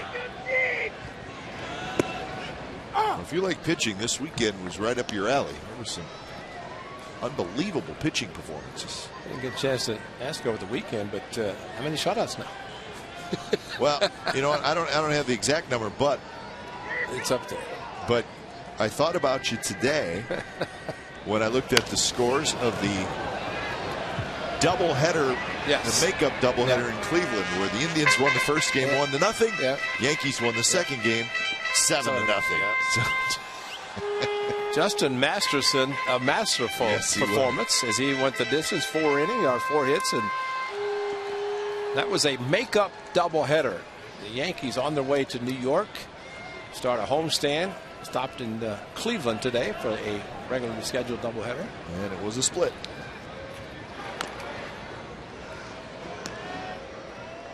They were happy to say it was not a day-night doubleheader. I heard Tom Hamilton talk about it as a huge walk-up. And of course, it's an off day and scheduled last minute. They had to make it up because only one trip the Yankees would make to Cleveland. Happened to be rained out twice. Close pitch. 1-2 is the count.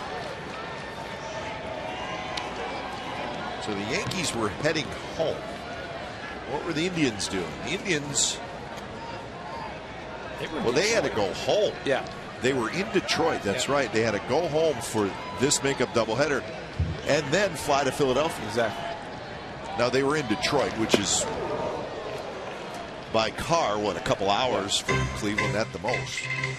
So they were in Detroit, went home for a day, and on their way to Philadelphia. Because when we were there, someone said, have a good weekend, we'll see you Monday. Those are the people who were working there because they had to return to work for the day. But they won 2 of 3 against the Tigers, their rival in the Central Division. Mike Maddox on the phone to the bullpen. And Jackie Moore, former manager of the Athletics. Andy Hawkins, a bullpen coach. And now 3-2 to Donaldson, who has singled and grounded out.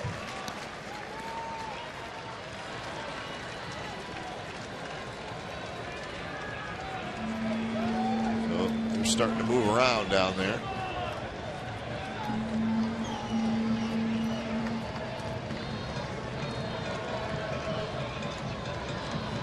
Ross runs, and it's bounced toward Anders, who charges to get a good hop. Side retired. Runner stranded, and we're moving to the 6th inning. It'll be the top of the order for the Rangers. Ace leading 4-1.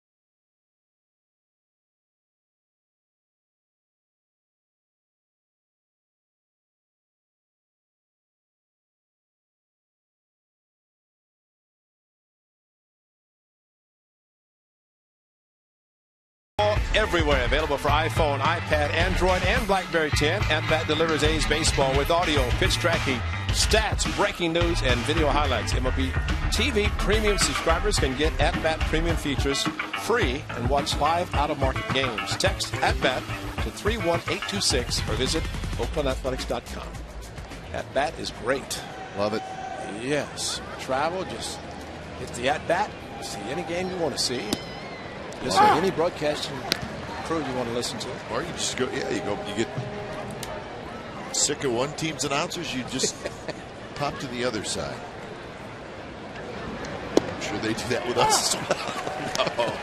No, they probably go straight to, let's see. Comcast Sportsnet California. That's right. Comcast Sportsnet California. The big sign in left center field. Kinsler takes a very close pitch on 0-2, and now it's 1-2. And maybe his discussion with Lance Barksdale the last time when a similar pitch was called strike 3. He moved back, but it was called strike and didn't like it. Cue shot. That's a tough play. Barton stays with it, steps on the bag, and gets the out. You have no idea where that ball's going to go. And it was a cue shot, and that's a very tough spin, but Derek Barton. Number 1, Elvis Andrews. Stayed with it. Who was the tennis player that always played Billie Jean King and did that? Remember the guy, the older tennis player? What's his name?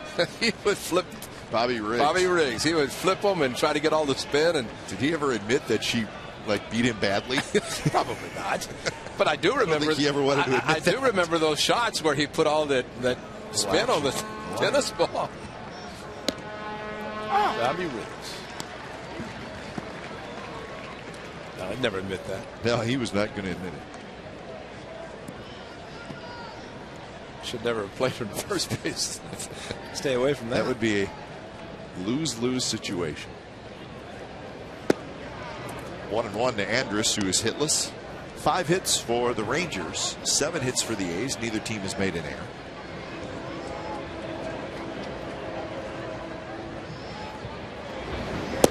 There's a curveball, but it's outside. The A's were going so bad yesterday in Seattle. Josh Donaldson, you guys had a great shot of a ball actually changed direction twice. It went one direction. He started to move and then went back the other way. And he said, I don't know which way to go. And the ball ended up in left field on what looked like is going to be a 5-4-3 double play. One is a base hit. I asked him about it. And he said, no, like it hit the grass and then hit some other divot once it got to the dirt.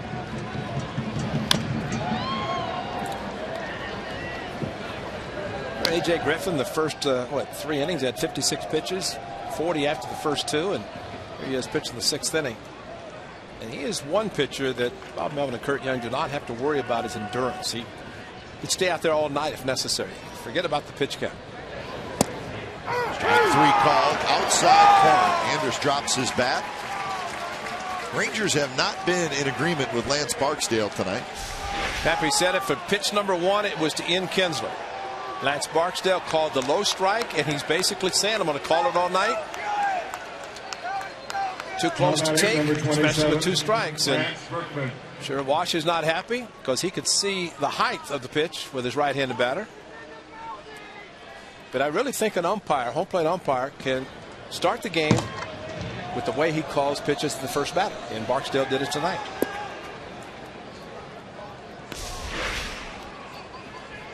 Griffin just throwing, and you know, for a pitcher to keep the ball down, when he can do that, he's going to have success. Pitch that he elevated ended up being the only run he's given up in the home run.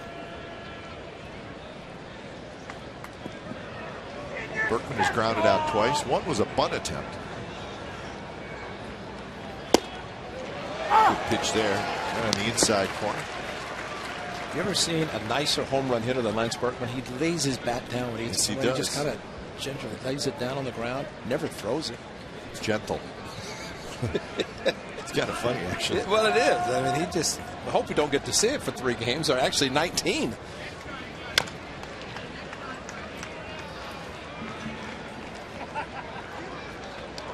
one guy who, in a couple years ago, remember the Cardinals and the Rangers were going for the World Series. Lance Berkman, that was game 6, that the Cardinals tied it twice. He did it the second time. Yep, he had a big 2-out hit, right? And then he ends up signing with the Rangers. And of course, he's from Houston or down in the Texas area, so not surprising that he wanted to play. Not necessarily for the Astros, where he spent most of his career, but with the Rangers. And they've lost Josh Hamilton, a very good player, but this guy's going to help them all season. High fly ball toward Moss in center, who goes back. Waits, he's got it, and that's a 3-up, 3-down inning for A.J. Griffin. He's retired 5 in a row, 4-1 A's as we go to the bottom of the 6th.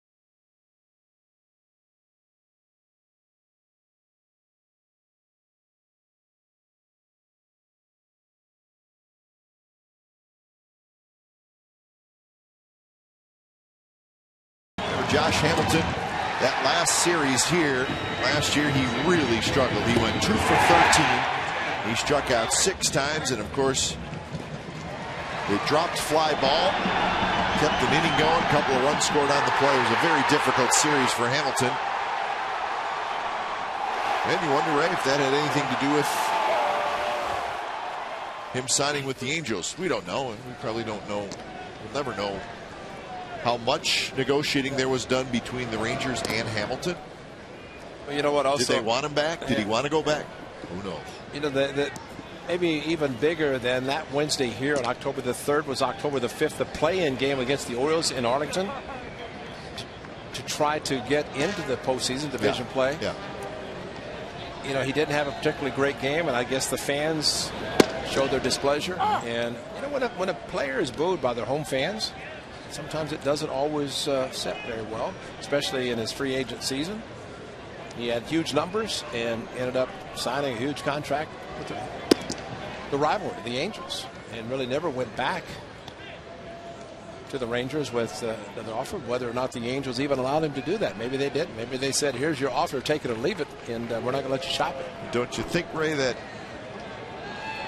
you've been with the team for a while, and you leave, whether it's your decision or their decision not to sign you, whatever it is, a lot of times the team that you've been with for a period of time and their fans, they know what you're all about, and they will cut you more slack than your new team. That's right.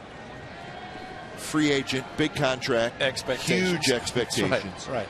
And I think the patience level for the new team and your new fans is going to be pretty short. And Barton is hit, and he's going to take first base. Yeah, it's a great point, because and I reference Albert Bell when he played for the Indians. Yeah. And Albert did some things that people didn't like. Barton just taking a slider, hitting him, and taking first base, and taking one for the team. But I thought with Albert Bell playing in Cleveland, I mean, he could hit home runs any part of that park, and the fans put up with a lot of things that he did. He signed with the White Sox, and there comes the pressure. Then he goes to the Orioles, and But you're right with Josh Hamilton going to the Angels, and the fans, of course, know the length and the type of contract he signed, and they expect a lot more than maybe the Rangers would have had he stayed there. So when it's time for change, think Speedy Oil Change and Tune-Up, your oil change, tune-up, and smog experts. We'll be back.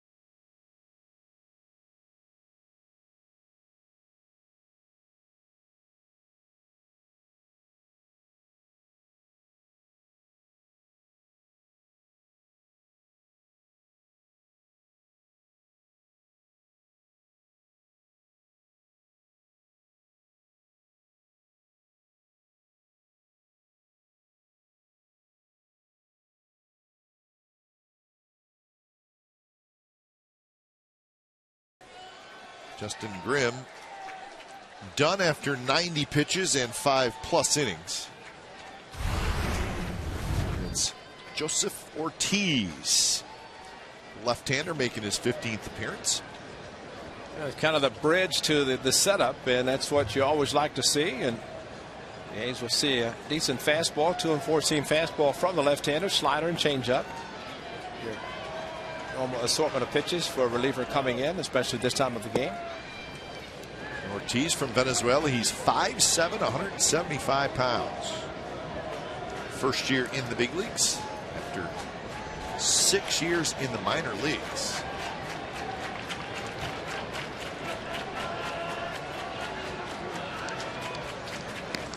The Rangers have 3 lefties in their bullpen: Ortiz, Ross, and Kirkman.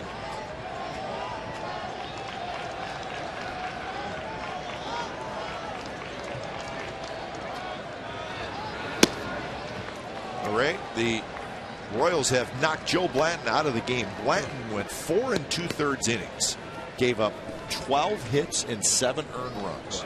7-1 Royals over the Angels in the bottom of the 5th inning. He is really struggling.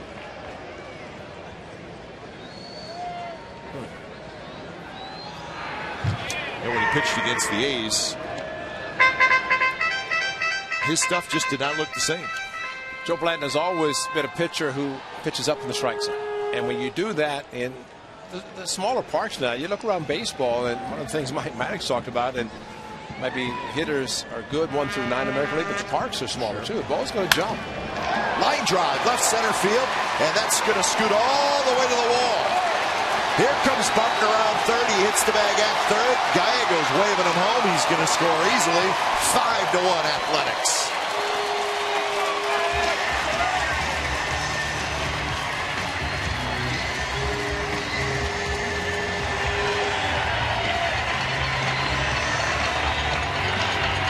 That ball just shot through the outfield.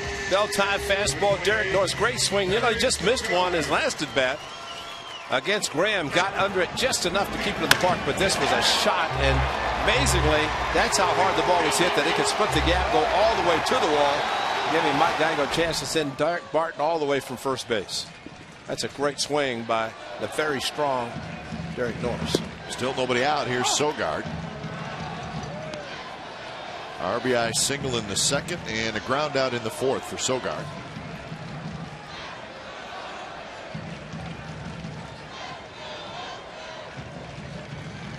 So that run charged to Grimm. left side in the air. And Elvis Sanders takes care of that. Derek Barton, and just read it perfectly once he got over the head of Andrus. That was the reason for the hesitation. And then running all the way, running hard. And you know that you're going to be sent on a ball like that, especially with a ball that you can see in front of you going all the way to the wall. And Mike Gallego said, let's go. He just heard Bonanza played on Diamond Fishing. He did, yeah. Toss Cartwright like said, let's go. I think Gallego's more Little Joe than Hoss. I know, but I wanted to make him feel good. You know. Here's Hoss. Yeah, that's the first time I've heard Bonanza played on Diamond Fishing. Maybe for the Texas Rangers, maybe. The 1-1 to Jaso, who's got a couple of hits tonight.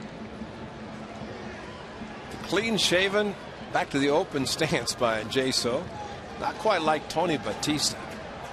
Batista, when he was playing, he just looked straight at, just turn sideways, and then bring the front foot back into play.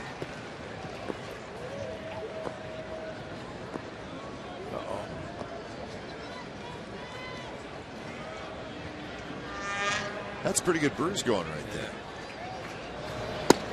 That's where he got hit too. He took it like he was taking one for the team. Yeah, like it didn't bother him at all, but stiffens up. You guys do that when they get a strawberry from sliding head first, but that's a hit by pitch by Derek Barton. Foul tip, hung on by Soto, and that's the second out.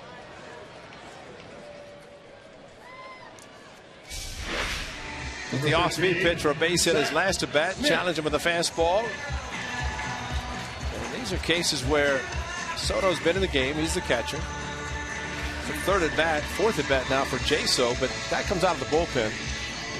That's why you kind of go with your catcher, because he has seen what the hitter's done in 3 previous at bats.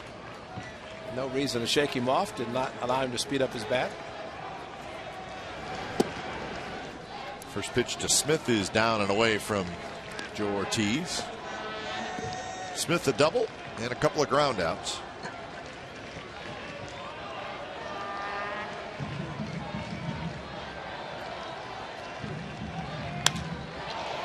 Toward left, Murphy's back.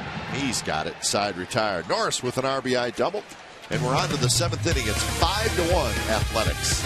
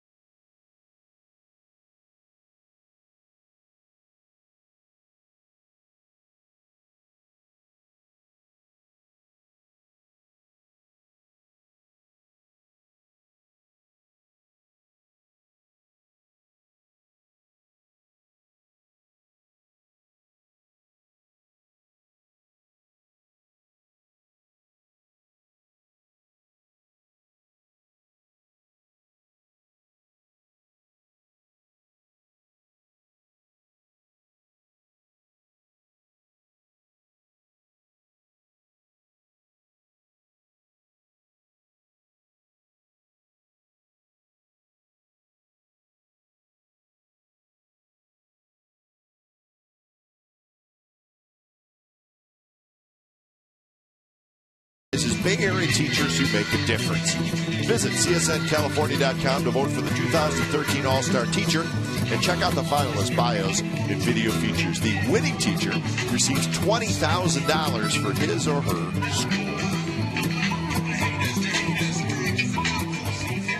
A good start to the homestand so far. The A's with a 5-1 lead. It's the top of the 7th inning behind A.J. Griffin.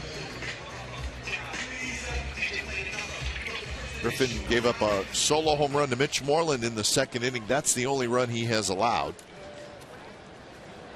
He has not walked anybody, and he has struck out 7. And he's hearing the popping of the catcher's mitt down in the bullpen, and took a quick look down. Said, let me get through this 7th inning, then maybe turning over to the bullpen. Curveball still great, right over the top to the very dangerous Adrian Beltre. 8 home runs. He's the only guy that hits a home run, goes down to both knees and watches it travel. Hard to do. Yes. Nice play by the ball boy, moving to his left. There's Doolittle.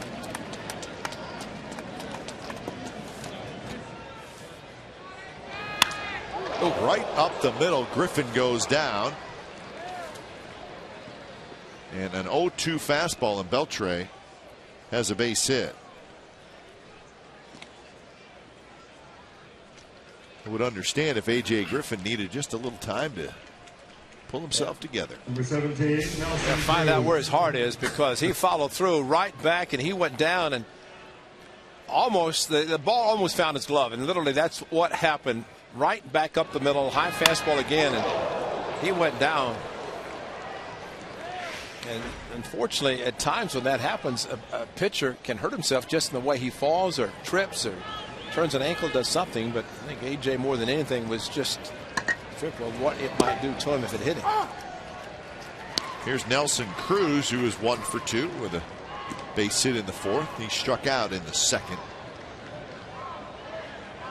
Cruz, good start, 9 home runs. Also got 5 doubles. Very good out RBI man, but he will strike out a lot.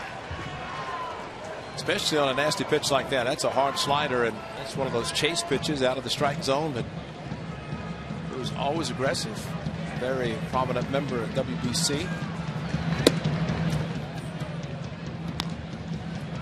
Rangers will have a decision on Nelson Cruz. He will be a free agent at the end of this year. He's been a very good run producer for them for quite a few years. He was an Oakland Athletic. He was. You are correct, sir. Yeah. But sometimes it takes longer for players to develop. In the case of Nelson Cruz, it happened after he left the A's. Well, Cruz, 32 years old, so he's still got productive years left. So he's going to get paid by somebody.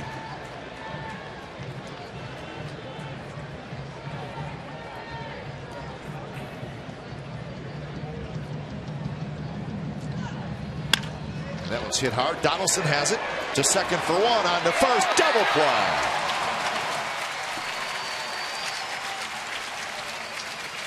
So 5-4-3. The ball was hit nice and hard, and plenty of time to turn the double play. Hey, you will not see anybody any smoother than Josh Donaldson at third base. High fastball, top hand. Josh Donaldson just handled it so easily. And that was a hard hit ball. They call it the hot corner because of shots like that. And not only can he handle the play, but then a perfect throw to the second baseman Sogard to turn the double play. Great hands, accuracy with his throw. 10 double plays. What a third baseman he has become, especially after being a catcher. Another double play turned by the A's with A.J. Another one occurred in the 5th inning, a big one. Good pitch there.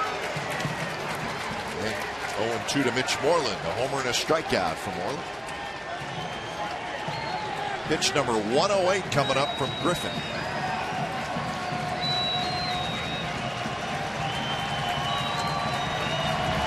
High fastball swing and a miss, struck him out. Strikeout number 8 for A.J. Griffin. Terrific performance so far. 7th inning stretch from the Coliseum. And the A's leading 5-1.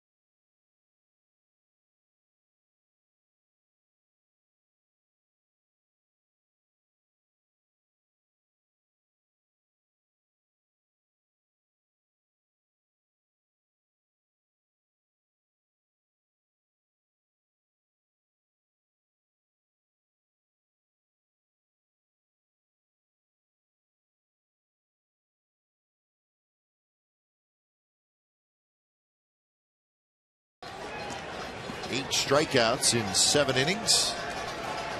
Talk about a finisher. Last 3 innings face the minimum.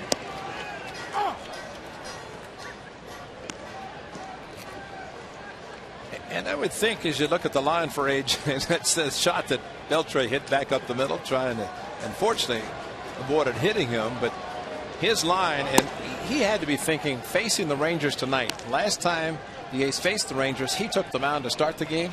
And I'd have to think in the back of his mind what he did that October 3rd compared to the night.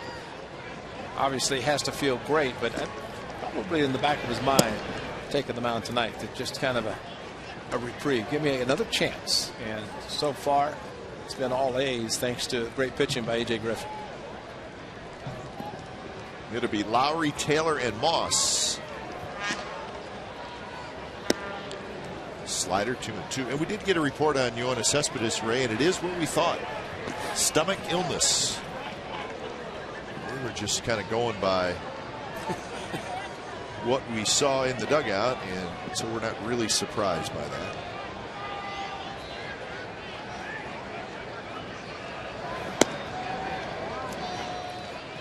Well, at least we hit the home run. Yeah. That's the good thing. Got the A's started. Couple 2-out runs in the second, and then Cespedes, big home run. 3-2 pitch, and Lowry goes down swinging. So that's out number 1 here in the bottom of the 7th. Well, A.J. Griffin tonight was outstanding for 7 innings, and we're assuming he is finished. But this started the game. Low fastball, then a chase slider, and then a good change up there. And fastball inside to Kinsler. He didn't like it. Moreland, slider back door, finished Moreland off the high fastball, exactly where his catcher wanted it. There's the fastball. Here's the best one up. Norris wanted a high fastball, and he took it right up there and did a great job. And indeed, it is the end for A.J. Griffin tonight, or as his mother would say, Arthur. Arthur. And the way she said Arthur, then you know what he was thinking. We like A.J. That's good. And I'm sure his mother likes him. Good swing by Michael Taylor.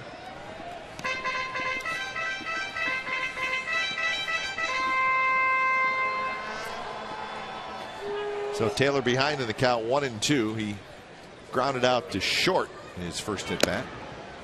And on a foul tip, Taylor swings and misses. So the frustration for Michael Taylor continues. Now batting center fielder, number 37, Brandon Moss. So 2 away here in the 7th inning. Brandon Moss will hit.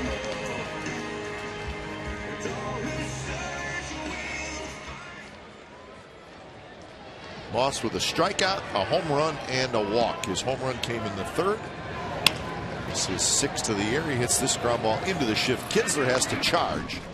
Catches it on the edge of the grass and throws out Moss. So Ortiz with a 3-up, 3-down inning.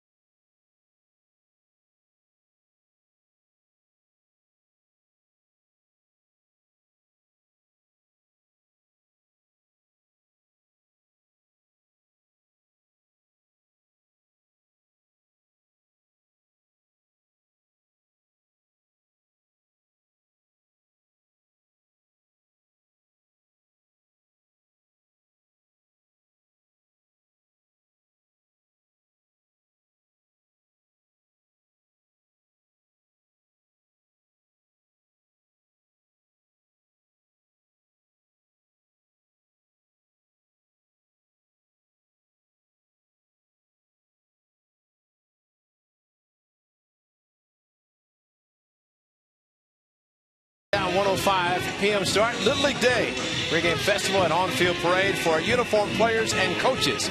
5,000 kids receive a Cocoa Crisp cereal bowl driven by Chevrolet. You must purchase a special ticket to participate. For tickets, go to 510-638-GO-A's or OaklandAthletics.com/Little League. Cut. How many kids first time? Kids and adults? 13,000. Thank you. Little leaguers and their parents. When it's time for change, think Speedy Oil Change and Tune-Up. Your oil change, tune-up, and smog experts. Sean Doolittle comes in. He will pitch the 8th inning. Soto, Murphy, Martin. Major League debut for Sean Doolittle against the Texas Rangers. Looks like a pinch hitter has come out. Jeff Baker. He's a right-handed hitter, so Baker looks like he's going to hit for Murphy.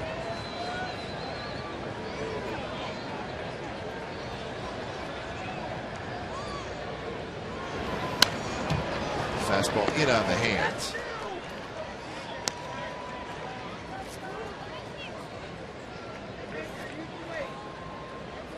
Jake Griffin won tonight. 24 batters faced 19 first pitch strikes. That's right. You got a couple of double play balls. Yes. 9 ground ball outs, 3 fly ball outs. So he kept it, keeping the ball down low, as we saw from the first pitch of the game. And that's right on the inside corner. Couldn't have put it any better. So that is out number 1. Remember the work of the Doolittle, Cook, Balfour threesome in that final series last year. All 3 games, same drill. That's right. All guys coming out of the bullpen and saying, oh, watch, this is a great shot here. Just calm. Now he's got the beard.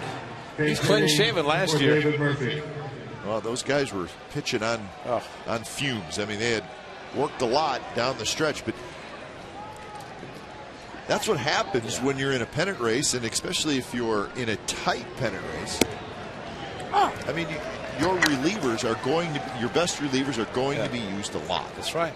It's almost automatic because you have to win your games. So you're going to use your best guys. Good fastball there, and Baker swings right through it. 0-2. And I still say that guy right there, Grant Balfour, a 7-run lead in the 9th inning. Tried to call down and tell him to sit down, and said, phone's not working. I'm going to pitch the 9th inning. Did not get the call. No. Phone out of order. And that was a great thing. But to see Doolittle, Cook, and Balfour, guys who had never pitched consecutively, the way those guys did down the stretch was just unbelievable. Ryan Cook just coming in and bringing it, just as Doolittle and Balfour. Those are memories that you'll never forget. Close pitch, 1-2 to Baker. Baker is hitting for Murphy. And just missed inside. Lance Barksdale looking right over the left shoulder of Derek Norris, right at home plate.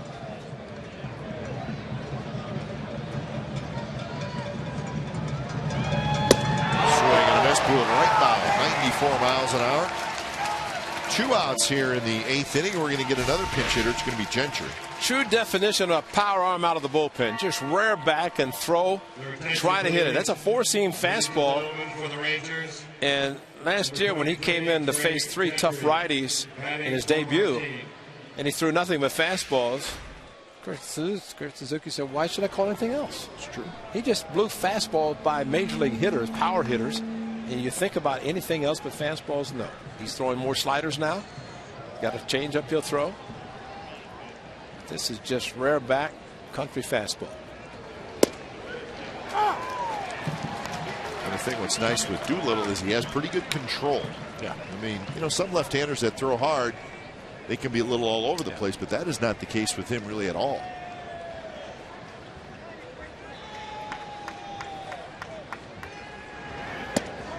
He's an uncomfortable at-bat as a left-handed reliever for different reasons than like Furbush with Seattle, where it's all arms and legs, and he's from the side. Where Doolittle, he's just uncomfortable because he's throwing 95 miles an hour. Exactly. Strike 3 called on the inside corner. How about that inning for Doolittle? punches out the side. 2 looking, 1 swinging, and we're headed to the bottom of the 8th.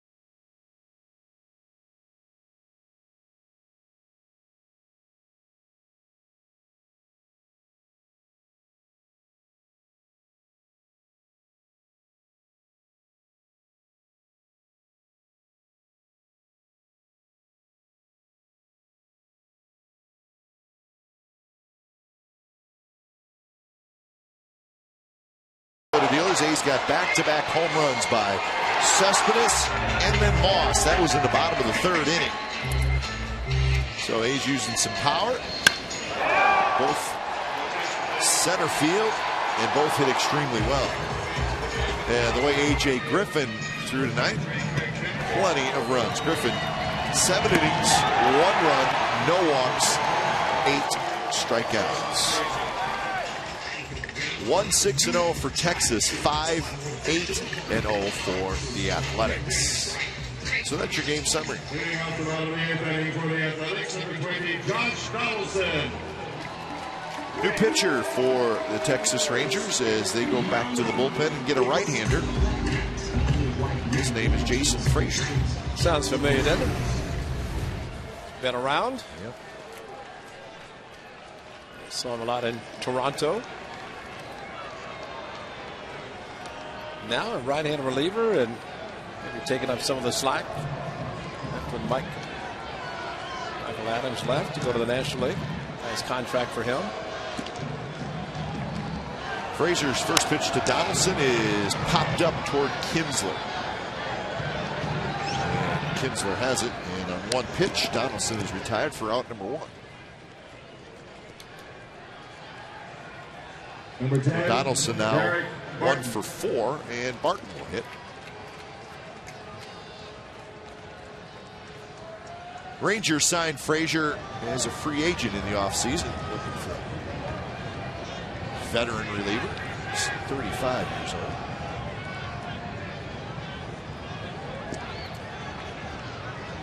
Well, that's the Raleigh look with a gold mustache. Just bring out the Cespedes gold jersey, given away in the near future. That's a good look.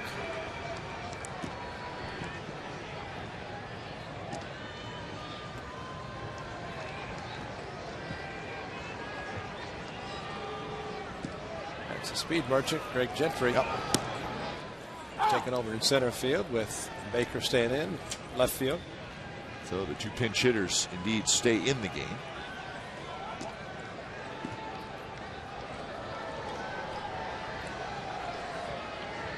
One and 1 to Barton, who has scored twice tonight. He's 0 for 2. He's reached on a fielder's choice and walked. He's also grounded out.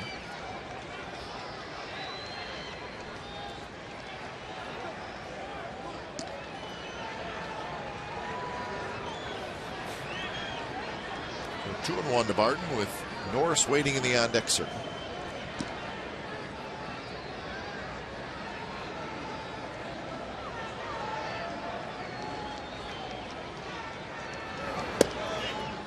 What happened to Frazier, Ray, a couple of years ago, 2011. He was with the Blue Jays for a long, long time. and he got traded mid-season to the White Sox. White Sox looking for a veteran reliever. So he finished 2011 with the White Sox, and then in that offseason, the White Sox traded him back to Toronto. So he pitched last year again with the Blue Jays. In fact, he's Toronto's all-time leader in appearances. But a free agent again after last year, and he signed with the Rangers.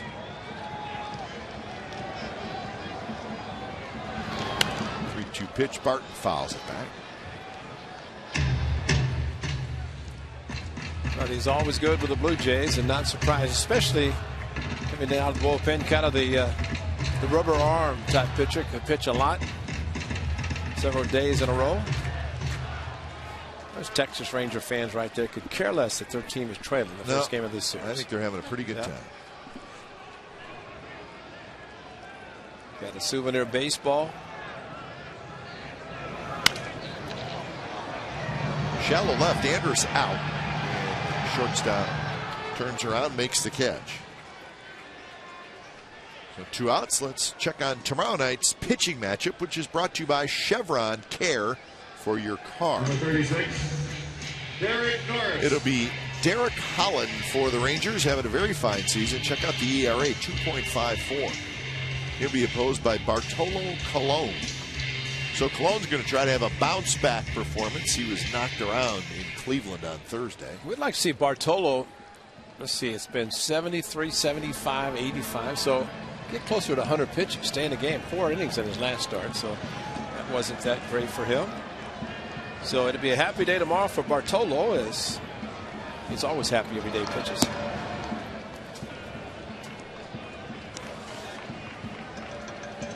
Good night for Derek Norris. He walked and scored in the second.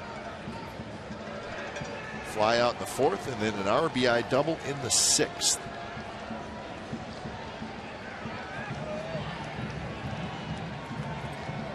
Norris's double, it was a low liner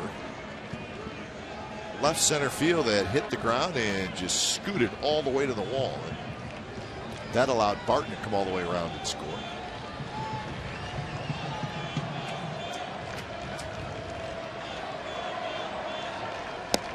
You know, Ray, you talked a lot about Mike Adams gone from that Rangers bullpen, but Koji Uehara gone as well. And Koji Uehara is a pretty good reliever. We'll see more of a middle reliever, but I think what the Rangers have done is see Ryan Cook ready to come in to finish the 9th inning. If you look at the Orioles from last year, the Orioles having their starters, the bullpen, and relievers coming in and starting. And in a sense, what the Rangers have done with Ogando, and Feliz still not back yet. He was supposed to be the closer in the starting rotation, but Ogando's gone back and forth. Nathan's been the closer. Mike Maddox, brought in by Nolan Ryan for the Milwaukee Brewers, has done an excellent job with the pitching staff. And when you have a low ERA and you pitch in Texas, where it's hot and the ball carries, and it's a hitter's park, that's saying a lot about the pitching staff, and that's the difference in the Rangers this year. Yeah, their team ERA is 3.39. That is best in the major leagues, or best in the American League, excuse me. Second best in the major leagues, behind the St. Louis Cardinals, who are just been unbelievable as a pitching staff. You know, they're and nothing against the Cardinals pitchers. They are very good, but in the National League, you do have the pitcher hitting, and you have an 8th place hitter that you can pitch carefully with the pitcher coming up. But now with all the interleague play, maybe it's not as much. He's having a great season. Yu Darvish, his second in the big league, second in the U.S.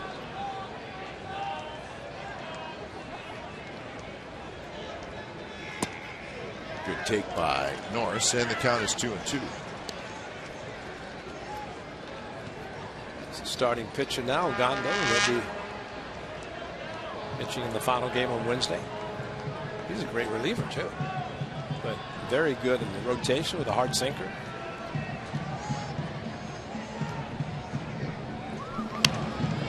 Pop up should reach the seats, and it will.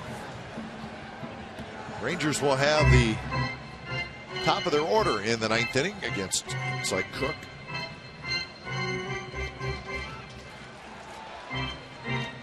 So you saw the starters for tomorrow night. Then Wednesday will be a day game, and we'll have that for you right here on Comcast Sportsnet California, 12:35 first pitch. Straley and Magando. So it's the rest of the series. Strike 3 called on the outside corner. So Frazier has a 3-up, 3-down inning. So 5-1 A's. They're trying to wrap it up.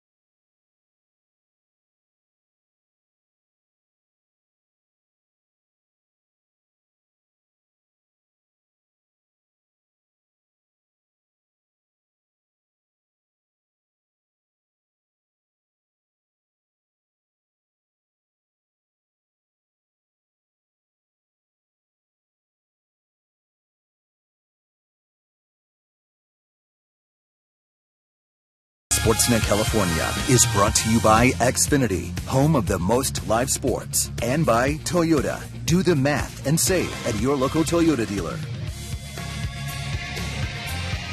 So the A's leading the Rangers 5-1. It is the 9th inning. So A's 3 outs away from getting back to the 500 mark, picking up their 20th win.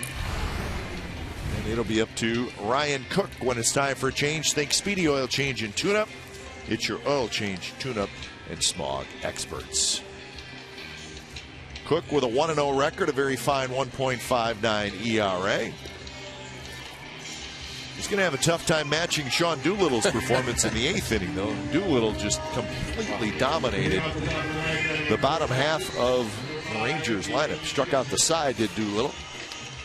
These relievers are so supportive of each other. Cook could not be happier to see the lefty in the back of the bullpen. And you know, remember, the thing about the bullpen is so good, but really the back three. And Doolittle, Cook, interchangeable. One in the 7th, maybe the other in the 8th, and then Dolph in the 9th. So it's been a very successful trifecta of the Athletics in the back end of the bullpen. First pitch to Kinsler is a bit outside. Kinsler is 1 for 3. Single, strikeout, and a ground out. We're A's post-game live coming up after the ball game. Guys are standing by in the studio.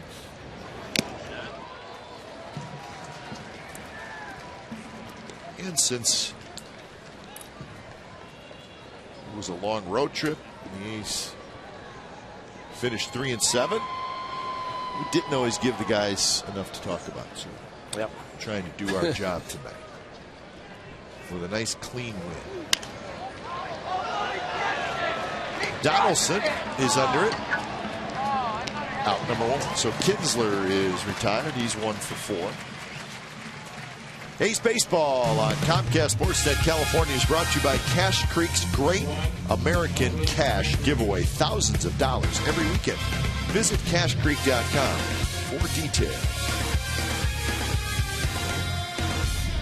Here's Elvis Andrus to face Cook.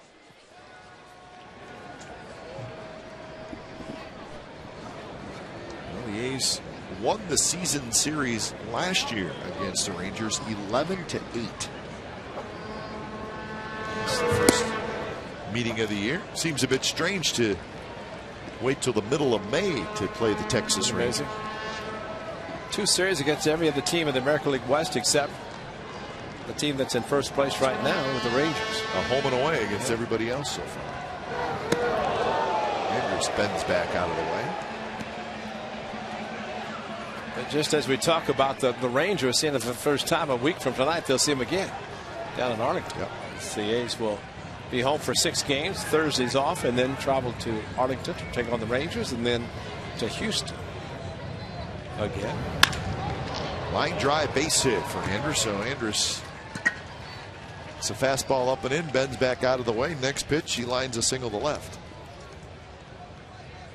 So that's the first hit for Elvis Andrus, and that's the 7th hit for Texas. Number 27, Lance Berkman. So Berkman will hit.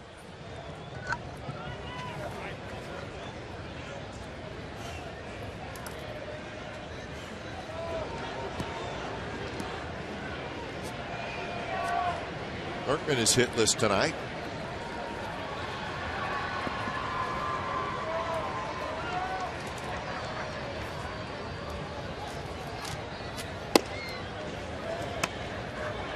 Beltre is the on-deck hitter. Start moving around a little bit in the A's bullpen in case Cook gets himself in trouble. Andrus runs, throw to second base is not quite in time as the ball trickles out of Lowry's glove. It was a very close play till the ball rolled out of his glove. Oh, that was a lean towards second and really just taking off. That would have been much closer had Lowry been able to hang on. Maybe would have tagged him quickly, although his foot looked like he got on the bag in front of even the throw as it got there. Now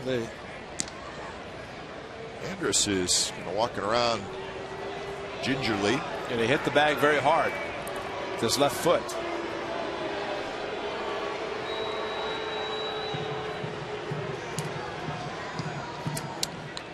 He hit it very hard, as a matter of fact, as he slid in. You could see the left foot bang into the bag. Watch the ankle. And then the right foot on trying to hang on. You know, you wonder if it wasn't the right shin area hitting the bag, the back leg. That's what it almost looked like. You're right. And we've talked a lot about how hard that bag is, but watch the trail leg. Not there, but right there. Right there, yeah. Boom. And that would hurt. Plus it's right on the shin. See where the dirt is on his pants.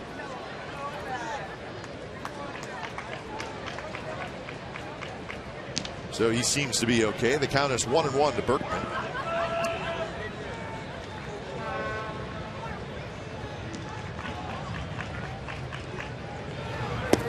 Fastball is low at 94 miles an hour. You never take anything for granted. And that being to try to make a clean win, but Grant Balfour is getting loose just in case. Cook tries to find it, does find it, and then throws in time to get Berkman. He thought he had it originally. So then you realize you don't have it, and then you got to find it. Strange feeling, especially if it hits right in the pocket. Number 29. Right there. Actually closed his glove a little too quickly, and when it closed the glove, it hit on top. And fortunately, it stayed close enough to him that it could throw out Berkman. Once he found it, he always has a quick move to first base, and he threw the ball to first base similarly as he does when trying to pick off a runner. First pitch to Beltre is on the outside corner for a strike.